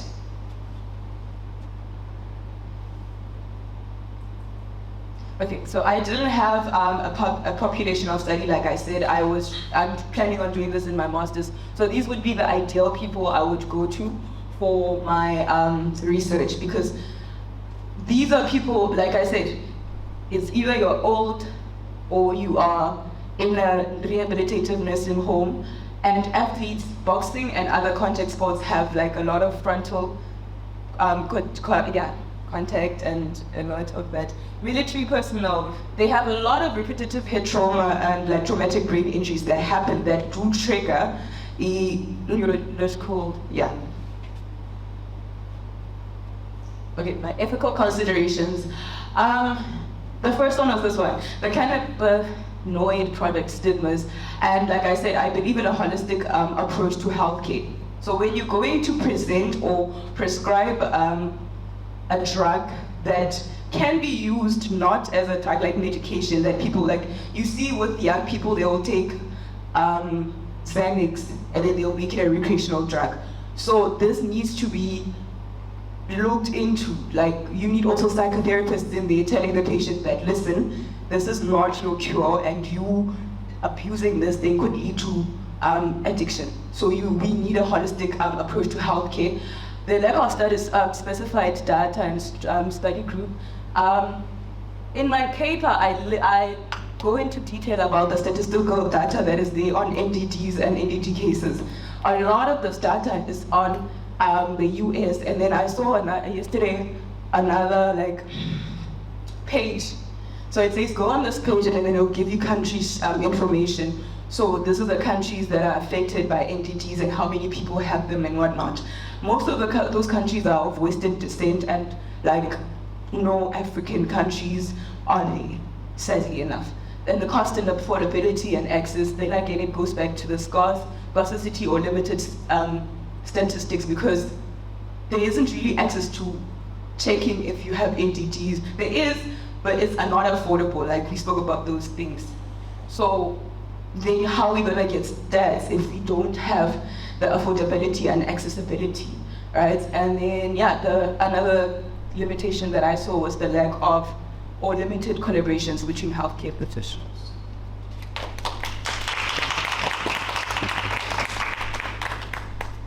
Thank you so much, Refilwe. You took me back to my neuropsychology class way back when I was an honors student in psychology. But do you have any comments or questions? I'm looking at Prof, and I'm also going to just some few things, because you do say that this is what you're planning to do for your masters. So perhaps we can also just ask you questions just of things to consider, when you are planning. I've seen I have a quick Okay, so I know of 2 rugby players that had that neurological disease. And I'm just wondering, you see you're looking at interventions when they already have the disease, but I'm just wondering, would you perhaps look at preventive measures also, specifically in sports? Yeah, I have to work. I've worked in a sports athlete development center. It was a high performance, but we had kids from 10 we could say that you can compete and in. So there are different sports. You have rugby, you have boxing, you have mixed martial arts. Those are the sports that you would have contact with. What is lacking in the sports development industry, like I said, also with regards to healthcare, it's the lack of collaboration and holistic approach. We have sports psychologists, but you go to a center of sports development and not, you either do not find a sports psychologist, or you find just one, or not even enough the resources available to that person. I'm trying to get into the neurological sciences of sports and rehabilitation, and that's why this is my research. But I think the fact that people aren't actually doing research on these things shows that there's not enough people that are looking at kids and thinking, actually, we need to prevent you from this. I think in mainstream education, in mainstream health, in mainstream sports, whatever, what we all look at is the outcome and results, and we forget that this is a person and must be taken and must be treated from a very young age so that we can prevent.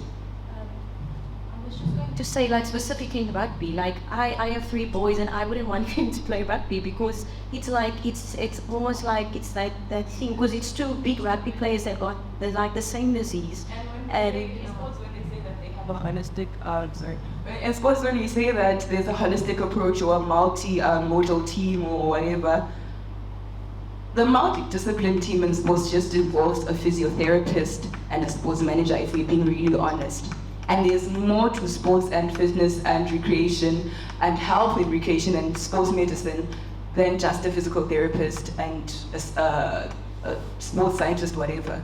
There's a lot that needs to be done, and yeah, I'm excited to be a part of the generation that's starting the movement.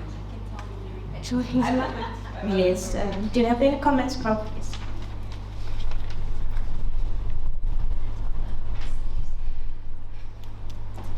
Thank you so much for that very good presentation, and I'm excited particularly that you're already proactive in planning for your master's program, which is really quite nice.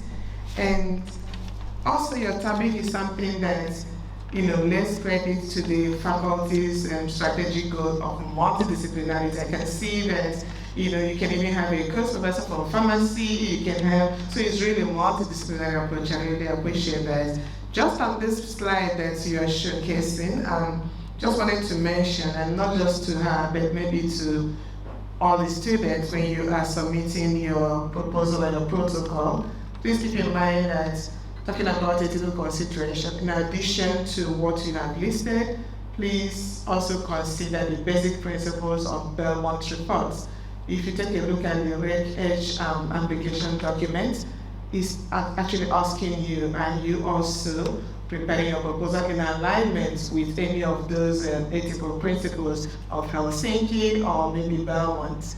Okay, and if you're talking about the Belmont's basic principles, it's actually something that ensures that you recognize respect for persons, those that are going to be your participants, how you approach them, how you ensure that they have informed consent.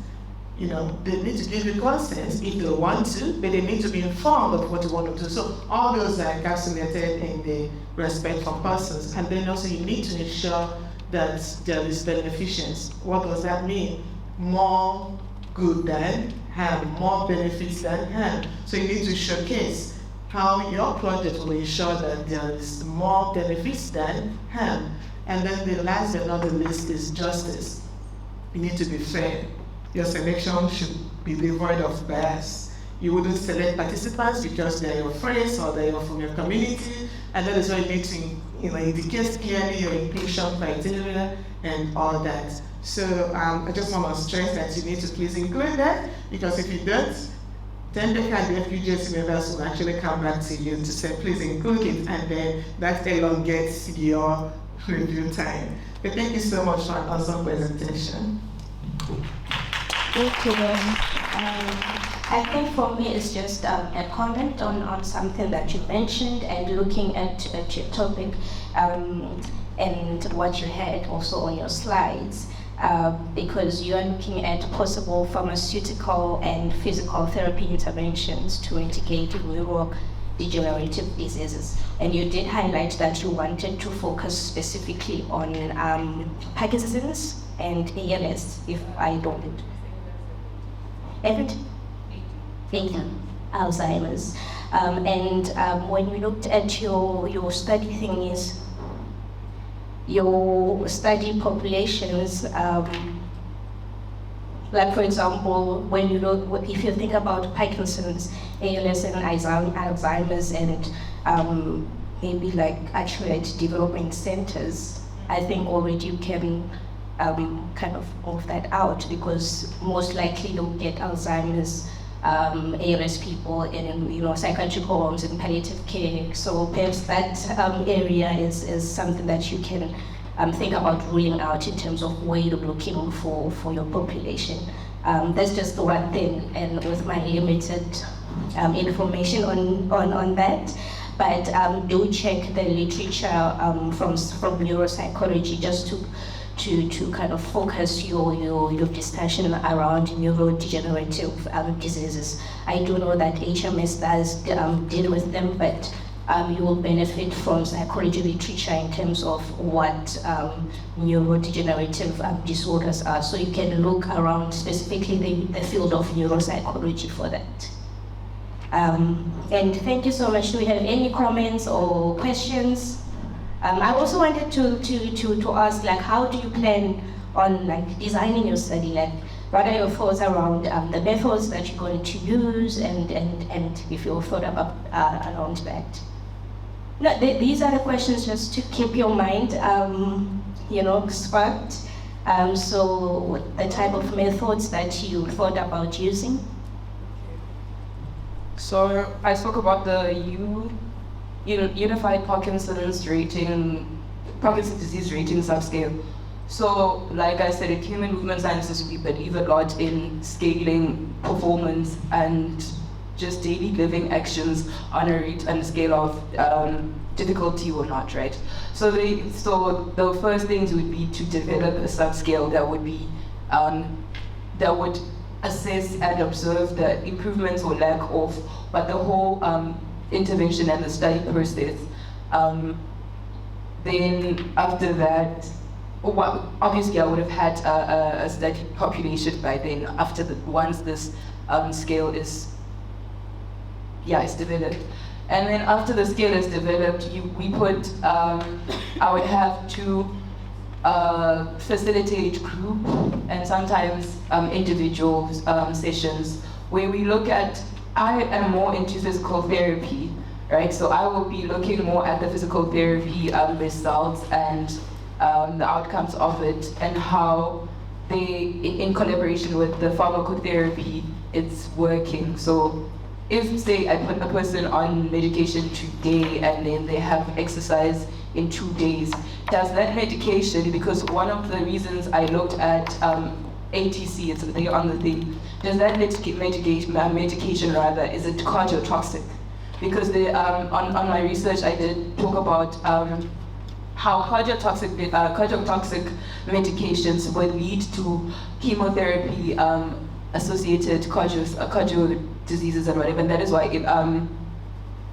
we need to look at cardioprotective and whatever, but I don't know if I'm getting there.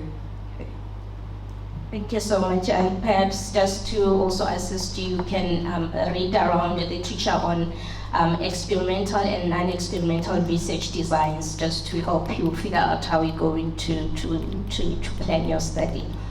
Thank you so much for that discussion, and we're going to move on to the presentation from Zimkita and Cindy from the nursing department, and it's titled Negative Pressure Wound Therapy compared with moist wound therapy in preventing lower extremity amputation incidence in adult patients with diabetic foot ulcers in Nelson Mandela Bay hospitals.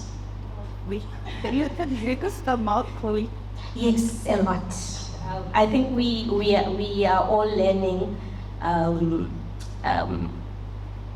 these big words that students are presenting on today.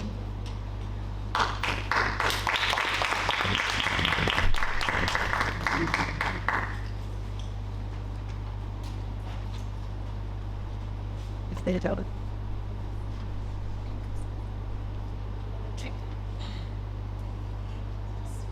BBC, Dynamic Finance, yeah, house, to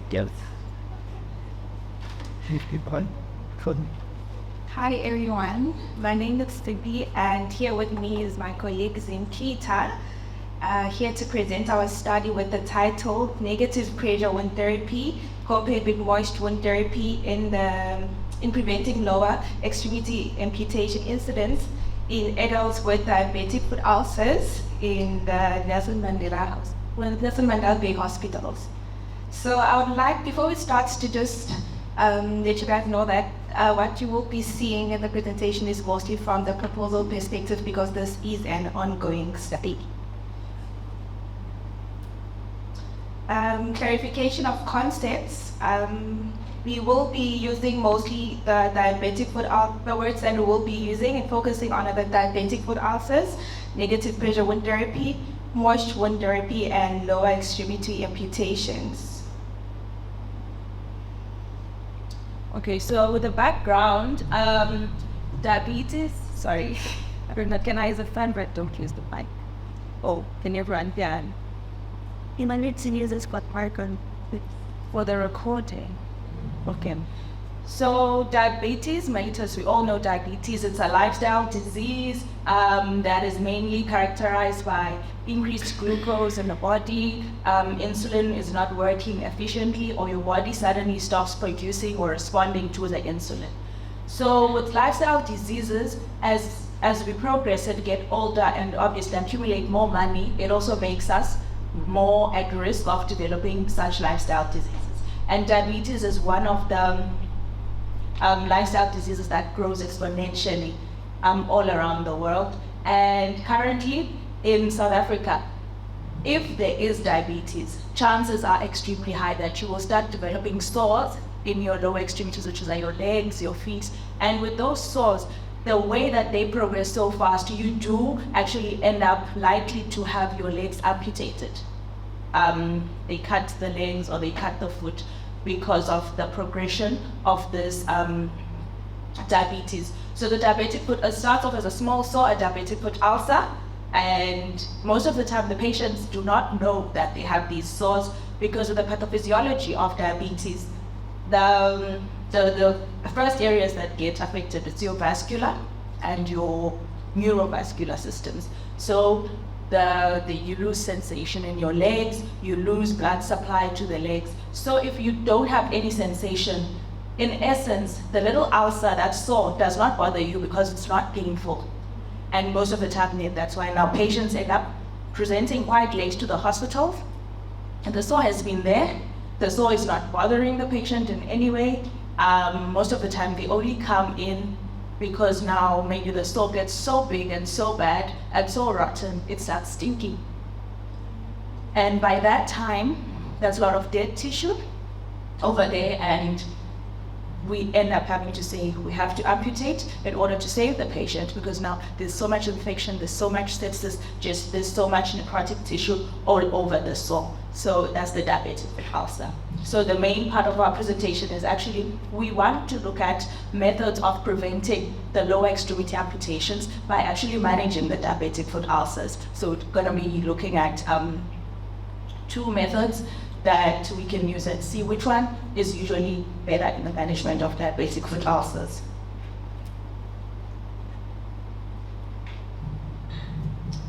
Our research question is, how does negative pressure wound therapy compare with the moist wound therapy in the management of the diabetic foot ulcers and prevention of the lower extremity amputations incidents in adult patients in a public and a private Nelson Mandela Bay Hospital over a 3-year time period? We are looking at records from January 2020 to December 2022. The overall aim of the study is to describe and compare these two therapies in order to make recommendations and enhance the management of the diabetic foot ulcers.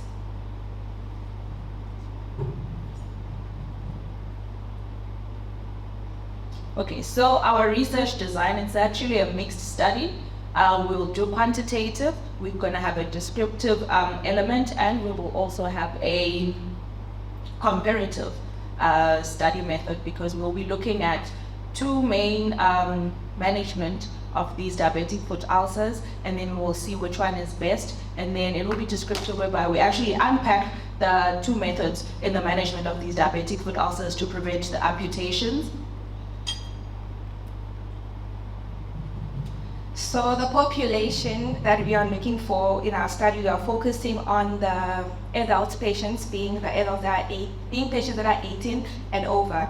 So we approached the facilities before we initiated the study just to get direction on the monthly averages and weekly registers at the diabetic foot ulcer clinics.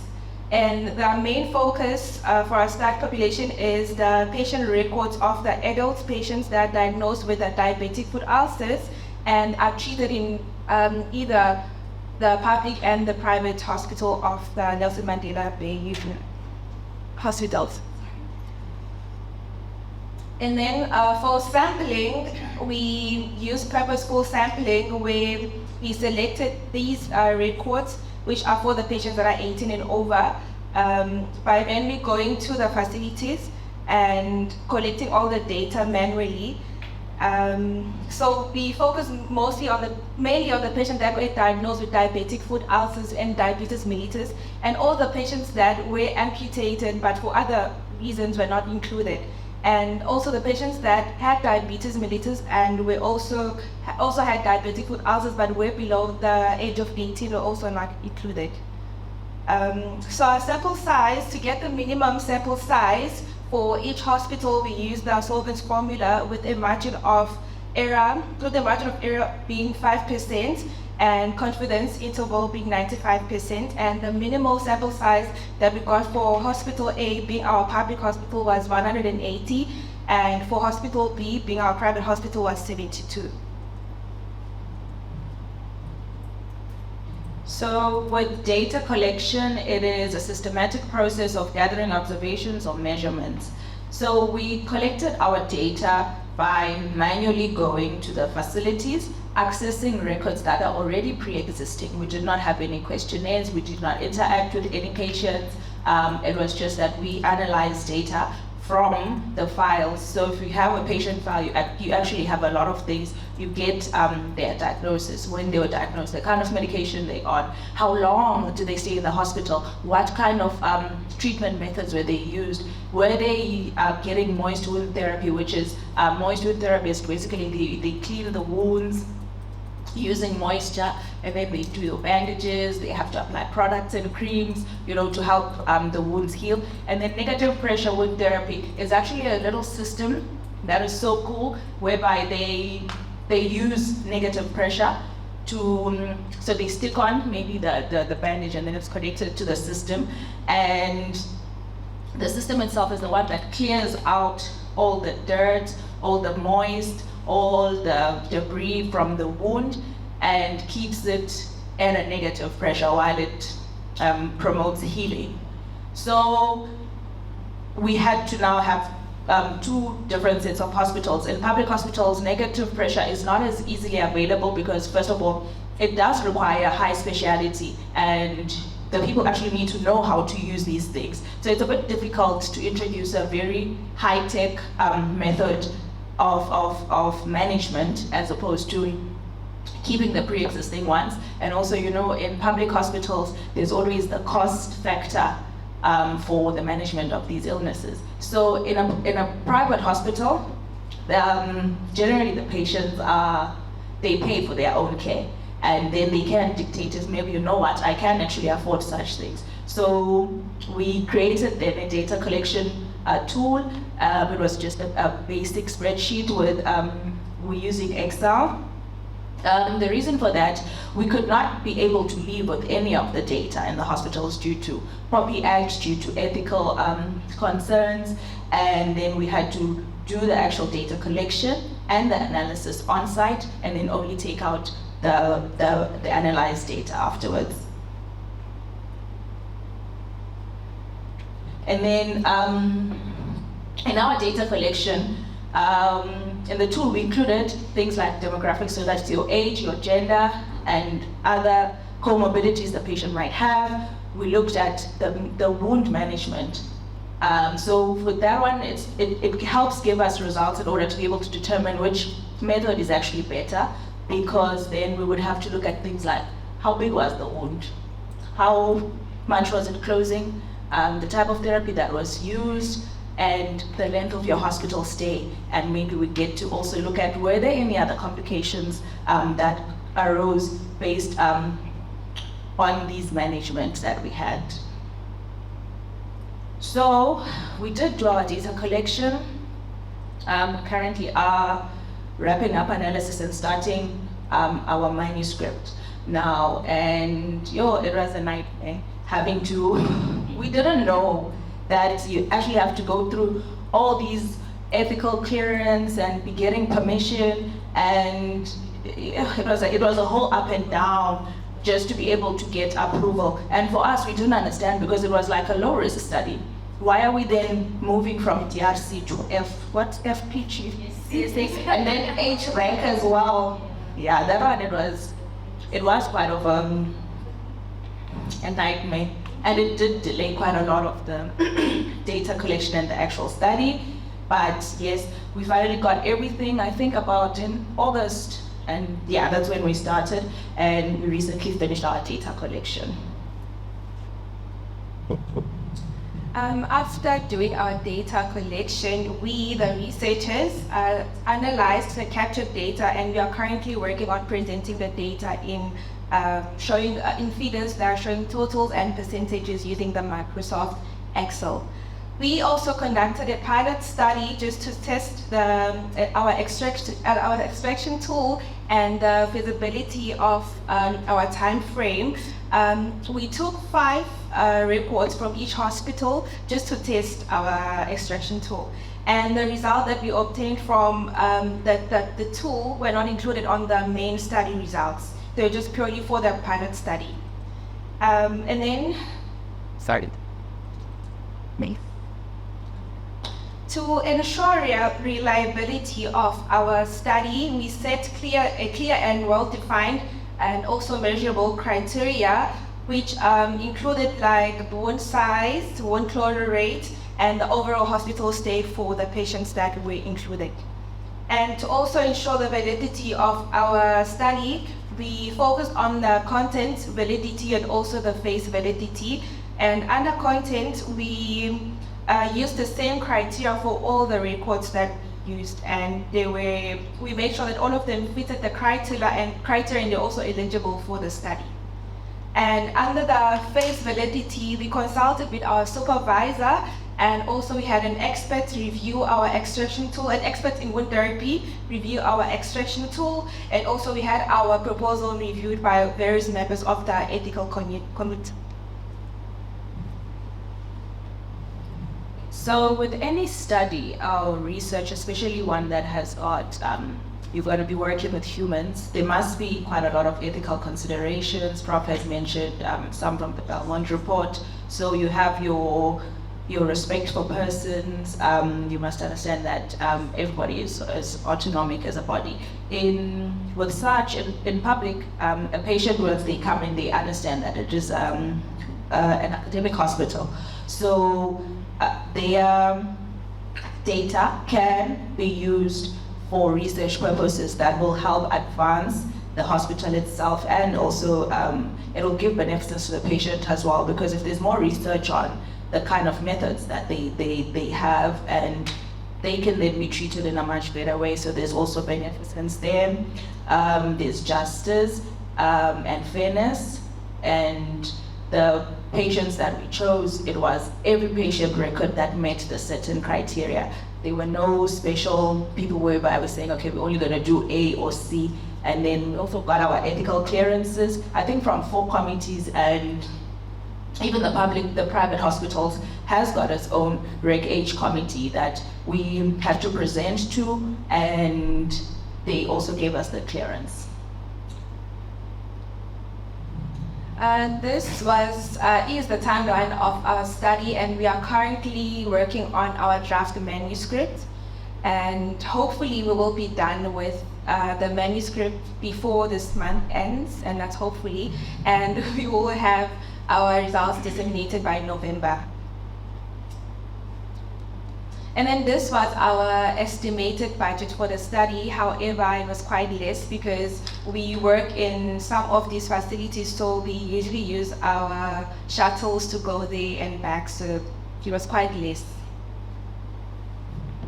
Okay, so far we do have ethical clearance from all the bodies involved, from all the institutions, and then we have completed our data collection, and so far some of the results are quite interesting, whereby we actually saw that, yes, the patients who do undergo negative pressure wound therapy do tend to heal better and have got a lower rate of amputations as opposed to patients who undergo moist wound therapy.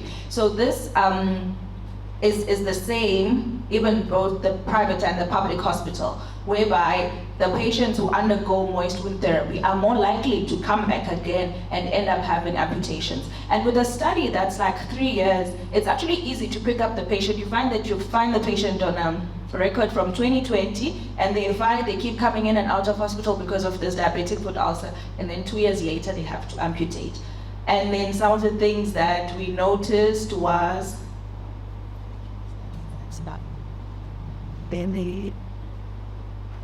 okay, so there's an interesting thing whereby we just picked up that in terms of demographics, in private hospital, male patients are more likely to get amputated over female patients, irregardless of the treatment choice or the therapy management. In a public hospital, it was actually the opposite. Female patients are the ones who get amputated even with the best treatment choices. So there's a little bit of a link that we think we're going to have to now try and delve deeper into that as to why is it like that? Why is this, the differences in the gender space in the different hospitals? Maybe what could be the problem? Is there maybe a certain management method, or is it maybe a thing of people actually presenting to the hospital? Women are more likely to report to hospitals easier because the moment something is uncomfortable, now we rush to the clinics, we rush to the doctors, as opposed to male patients. They can sit at home with a problem and then only present much late and expect miracles to be done, whereas there was a factor of late presentation.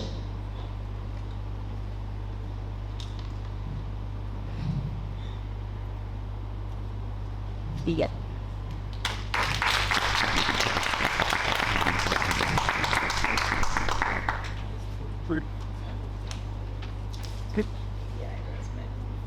Thank you so much for that presentation.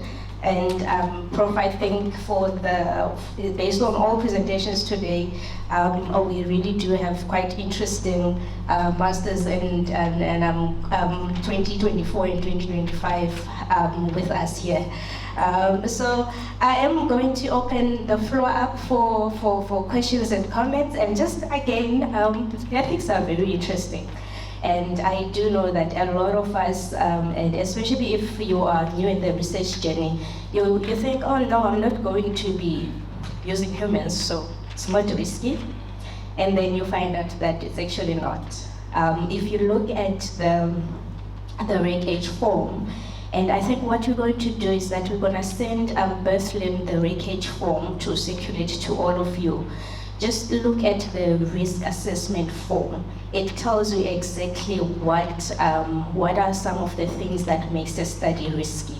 And patient records is actually in the high risk category, not even medium risk. Even though you're not going to be talking to people or physically in person, but it's actually one of the higher risk categories. Do we have any comments on the floor or questions for that presentation? Yes, ma'am. Thank you.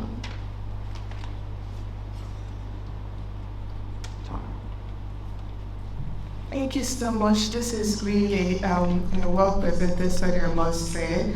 And you've been able to show us a trajectory from the beginning to where you are, data collection completed, which is quite exciting. And it's an interesting topic, I must say. Just wanting to emphasize again on why the Research Ethics Committee goes through those processes, or insists that you go through those processes. Actually, in a study that was done way back in 1946, the issue before then, I just want to give us a brief background. I'm not sure how many of us are aware of the Nazi experiment. Nazi thalidomide? Beautiful. So tell me, how many of you would be happy? You know, mothers, when they're expectant, for 9 months they're carrying, nursing a baby, the fetus and all that, and only at birth, you see that left palate, there are deformities just because of the medication you were given in the name of research. How many mothers will love that? This happened to more than 400 babies. They were deformed because the mothers were given medications that they know nothing about, and they were not informed that although this was approved in Europe, it was not approved in the US. Does it make sense?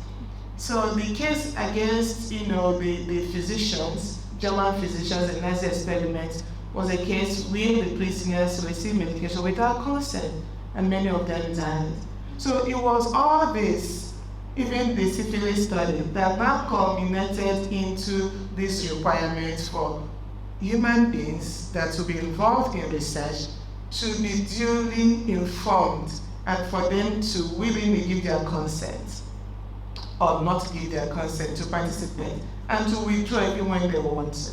So please don't, when you remember that many people have lost their lives because of unethical processes, that many people have been deformed because of unethical processes, please patiently and happily go through those, because it was based on those.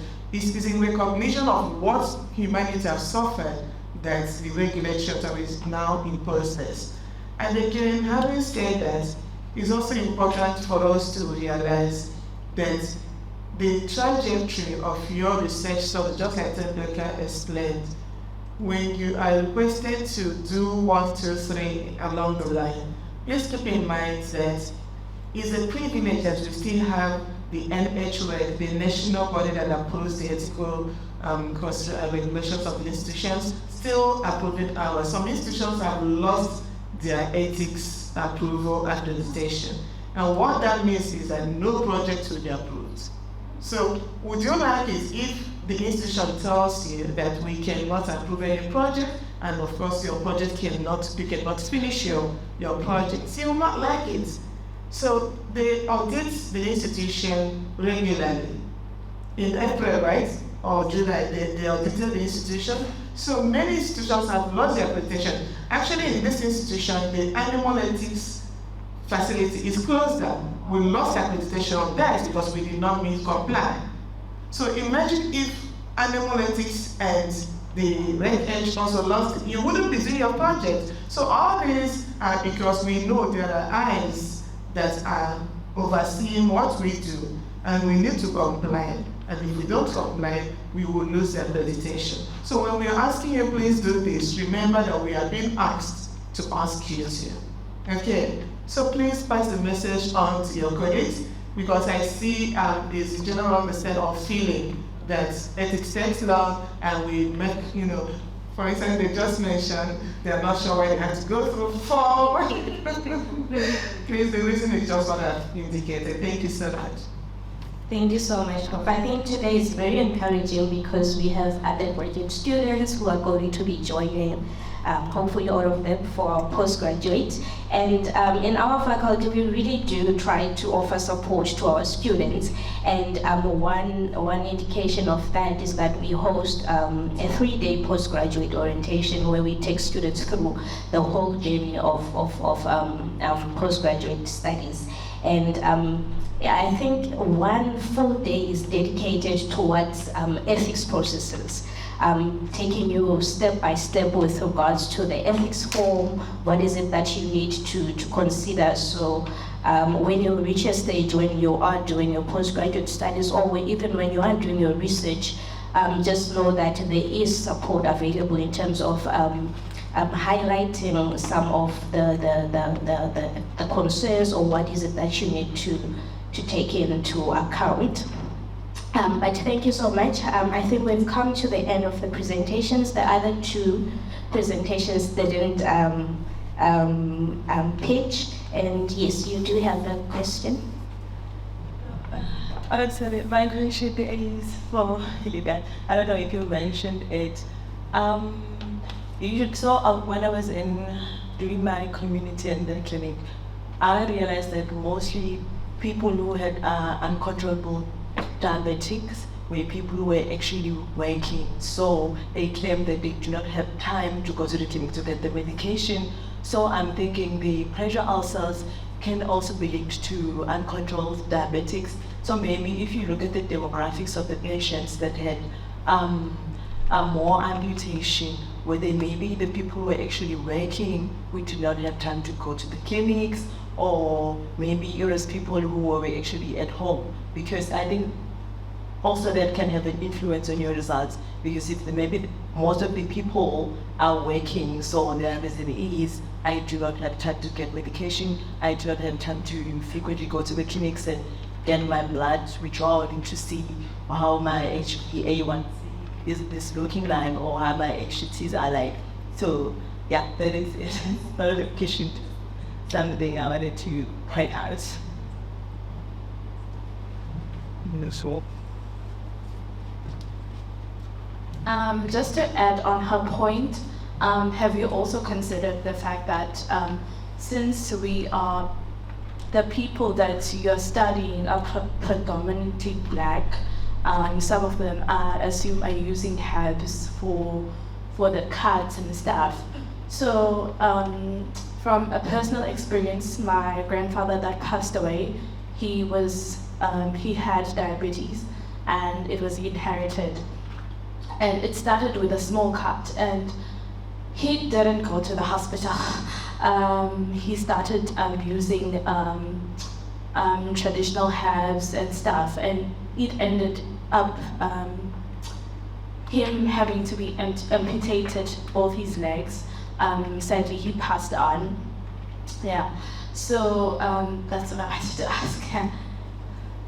Thank you so much. I also have an aunt who got amputated. Also, small things started on the feet that they used traditional herbs as well.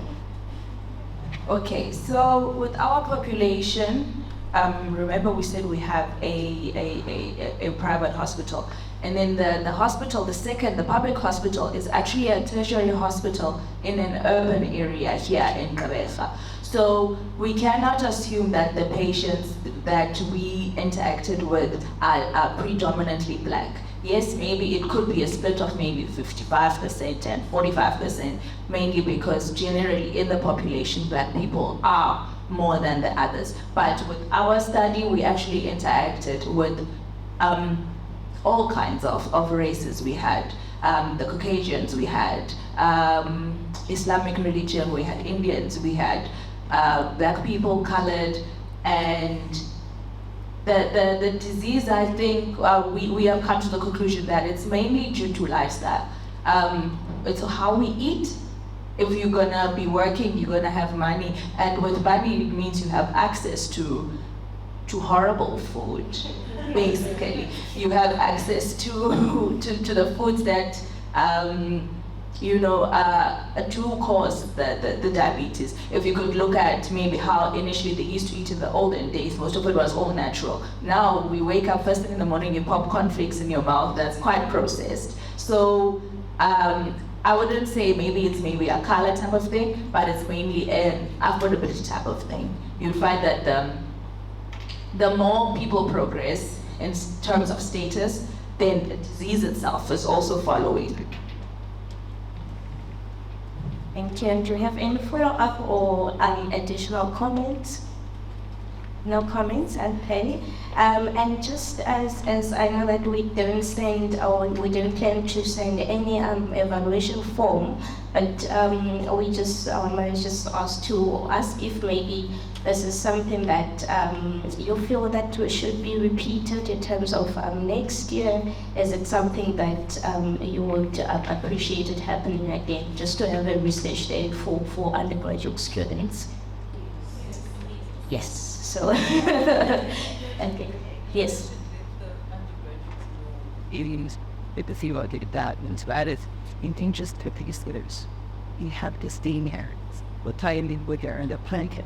Okay, so I'm just taking away that just to communicate earlier on in the year, and also just it's a well wanted thing.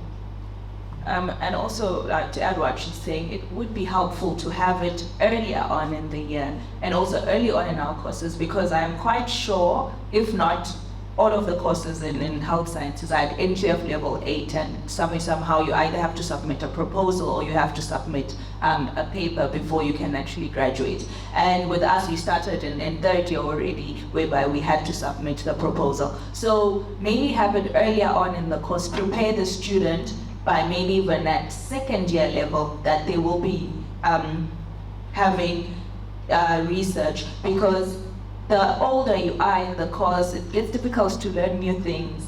And if you learn it a bit earlier on in the course, you understand what is going on. Yes, you do learn about ethics, but it's just that it's difficult to link it now and apply it when you have to do things like research. Yes, we know the ethics and we can see all of them, but we struggle with integration, and that's why now I think it was also a bit difficult.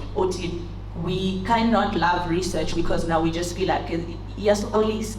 Yeah. So maybe have it earlier on in the course, have it earlier on in the year, because at this time of the year, it's exams, it's submissions, it's crazy, and so people, it's not easy to attend such things at this particular time of the year. Maybe earlier on in the year, earlier on in the course. I'm gonna let the director just have a comment on that. The timing of the session. Thank you so much for those insightful comments. Maybe just more clarity from your side to help us make informed decisions. So when you're talking about earlier on in the year, you're mindful of the fact that depending on how early you mean, if it's first semester or even maybe early second semester, most final years have not finalized data collection. So if it is geared towards, expanding the research processes, then of course earlier in the year would be ideal. But if it's about presenting your study, I want to know if it will be done earlier in the year.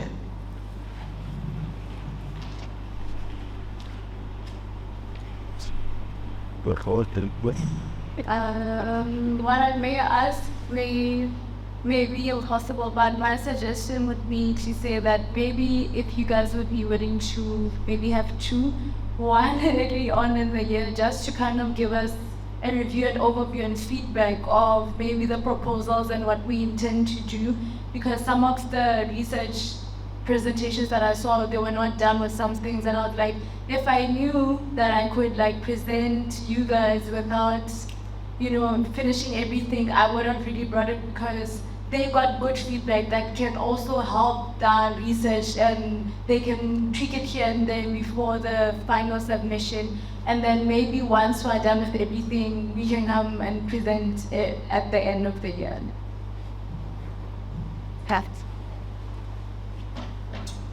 So I agree with the 2-day thing, but I think the first day, the actual thing should be around the beginning of the second semester, meaning that at the beginning of the year, when university reopens and people get there is an information session. That would be the first day. The information session would be like your postgraduate orientation program, but then more for undergraduates. And then at the beginning of the semester, the second semester, around July or August, but between those 2 months, because you must remember first test week in second semester starts end of August, beginning of September. So before end of August and beginning of September, it should already be done to ensure participation. Dr. Croft, any comment? So before August, you're talking about a the information session or presenting your research. The information session will have to be at the beginning of the year so that people actually know. So are you saying by August, September, you're done with data collection? Because they attended that information session, they should be then taken up different comments. So okay. So what we must suggest is we have recorded sessions of the postgraduate research week. Okay, in the Faculty of Health Sciences and Research Directors. Maybe Kathleen will kindly share the link with you when responding or saying thank you to the attendance of the workshop. then you can please share that with your colleagues or engage with it. Okay, because the research processes, the video sessions, we are all uploaded in that place. Maybe if you could engage with that, and then I'm not sure because the undergraduates or honor students, there are quite a lot to throw that open for the postgraduate research week. So it might be a bit, but we'll see what happens. We'll present your feedback to the bigger committee and we can plan in that direction. Okay, but your feedback is well noted. So you're advocating for an information session earlier on, and then the feedback session where you present your results later on in the year. Okay, but please, I'll just crave your indulgence to kindly note that if the committee considers, your submission, it takes a whole lot of things to plan. It wouldn't be nice after planning and engaging all the various stakeholders, then we'll just meet empty chairs. So if you are willing to attend and participate, and of course going to enhance skills and human capacity development, I'm sure that the committee would want to give it a positive consideration. But then it's based on the fact that we are convinced you will be attending such, programs when it's launched. Okay, but thank you so much for the feedback. Much appreciated. Thank you so much. Thank you, Stu. Sharing your friend about what happened today and the interesting things that were presented, and this research directorate that you probably didn't know that existed in the faculty, just to encourage them as well. I will just, if there isn't any, is there any other addition that you would like to make? Anything? Okay. I'll just give over to Prof. Mallory to just close today's sessions for us. Thank you. Thank you so much. And it's really coming at a nice time. The time now is 2:45, and just 2:41, I received the results from one of our postgraduates who actually finished like you and continued with us, and the result is quite stunning. So she will be graduating. There's the self so it's like saying, do it, you can do it. And she finished without an added year. Okay, so I was just beginning to see and I saw that. So please ensure that now that you have not too much commitments, not that there are commitments, you can actually go ahead and do your masters. And it just place you, on a higher category, because if you have, let's say, 10,000 graduates looking for a job, if you have masters, you might see that maybe that level, you might be just about 2,000 if there are 10,000 graduates. So it places you on a higher level, and also it helps you, even if you're an entrepreneur, you have way more skills to do the entrepreneurship very well. So it's an encouragement to please take this on. I'm excited because after you have done this kind of good work, your masters, you will see that it will be a lot easier because you're not going to be hearing new things. It's already what it is. And the good thing about research is Belmont reports, UMass Belmont reports, again at PhD. It doesn't change. So what you've known now is still applicable. Okay, so this is a bit of a pilot that we did, I must say. Wanted to do a pilot with this program to see how you feel about it, the acceptability and the possibility of sustainability. So I'm glad that you have shown keen interest amidst your tight schedule and imminent examination, yet you were here to show that you really support the idea. We'll take this back to the committee and we'll really assure you that your recommendations, about what we've done and your request will not go unnoticed. So we'll really inform the committee and you'll see the action steps, in due time. Thank you so much for coming, and to the research directorate, thank you so much for all you've done, for putting this together, and to our able team, thank you for always making it easy for us. So really appreciate it. Please can we put our hands together for everyone. Thank you for coming. We appreciate it and we enjoy the rest of the afternoon. Thank you.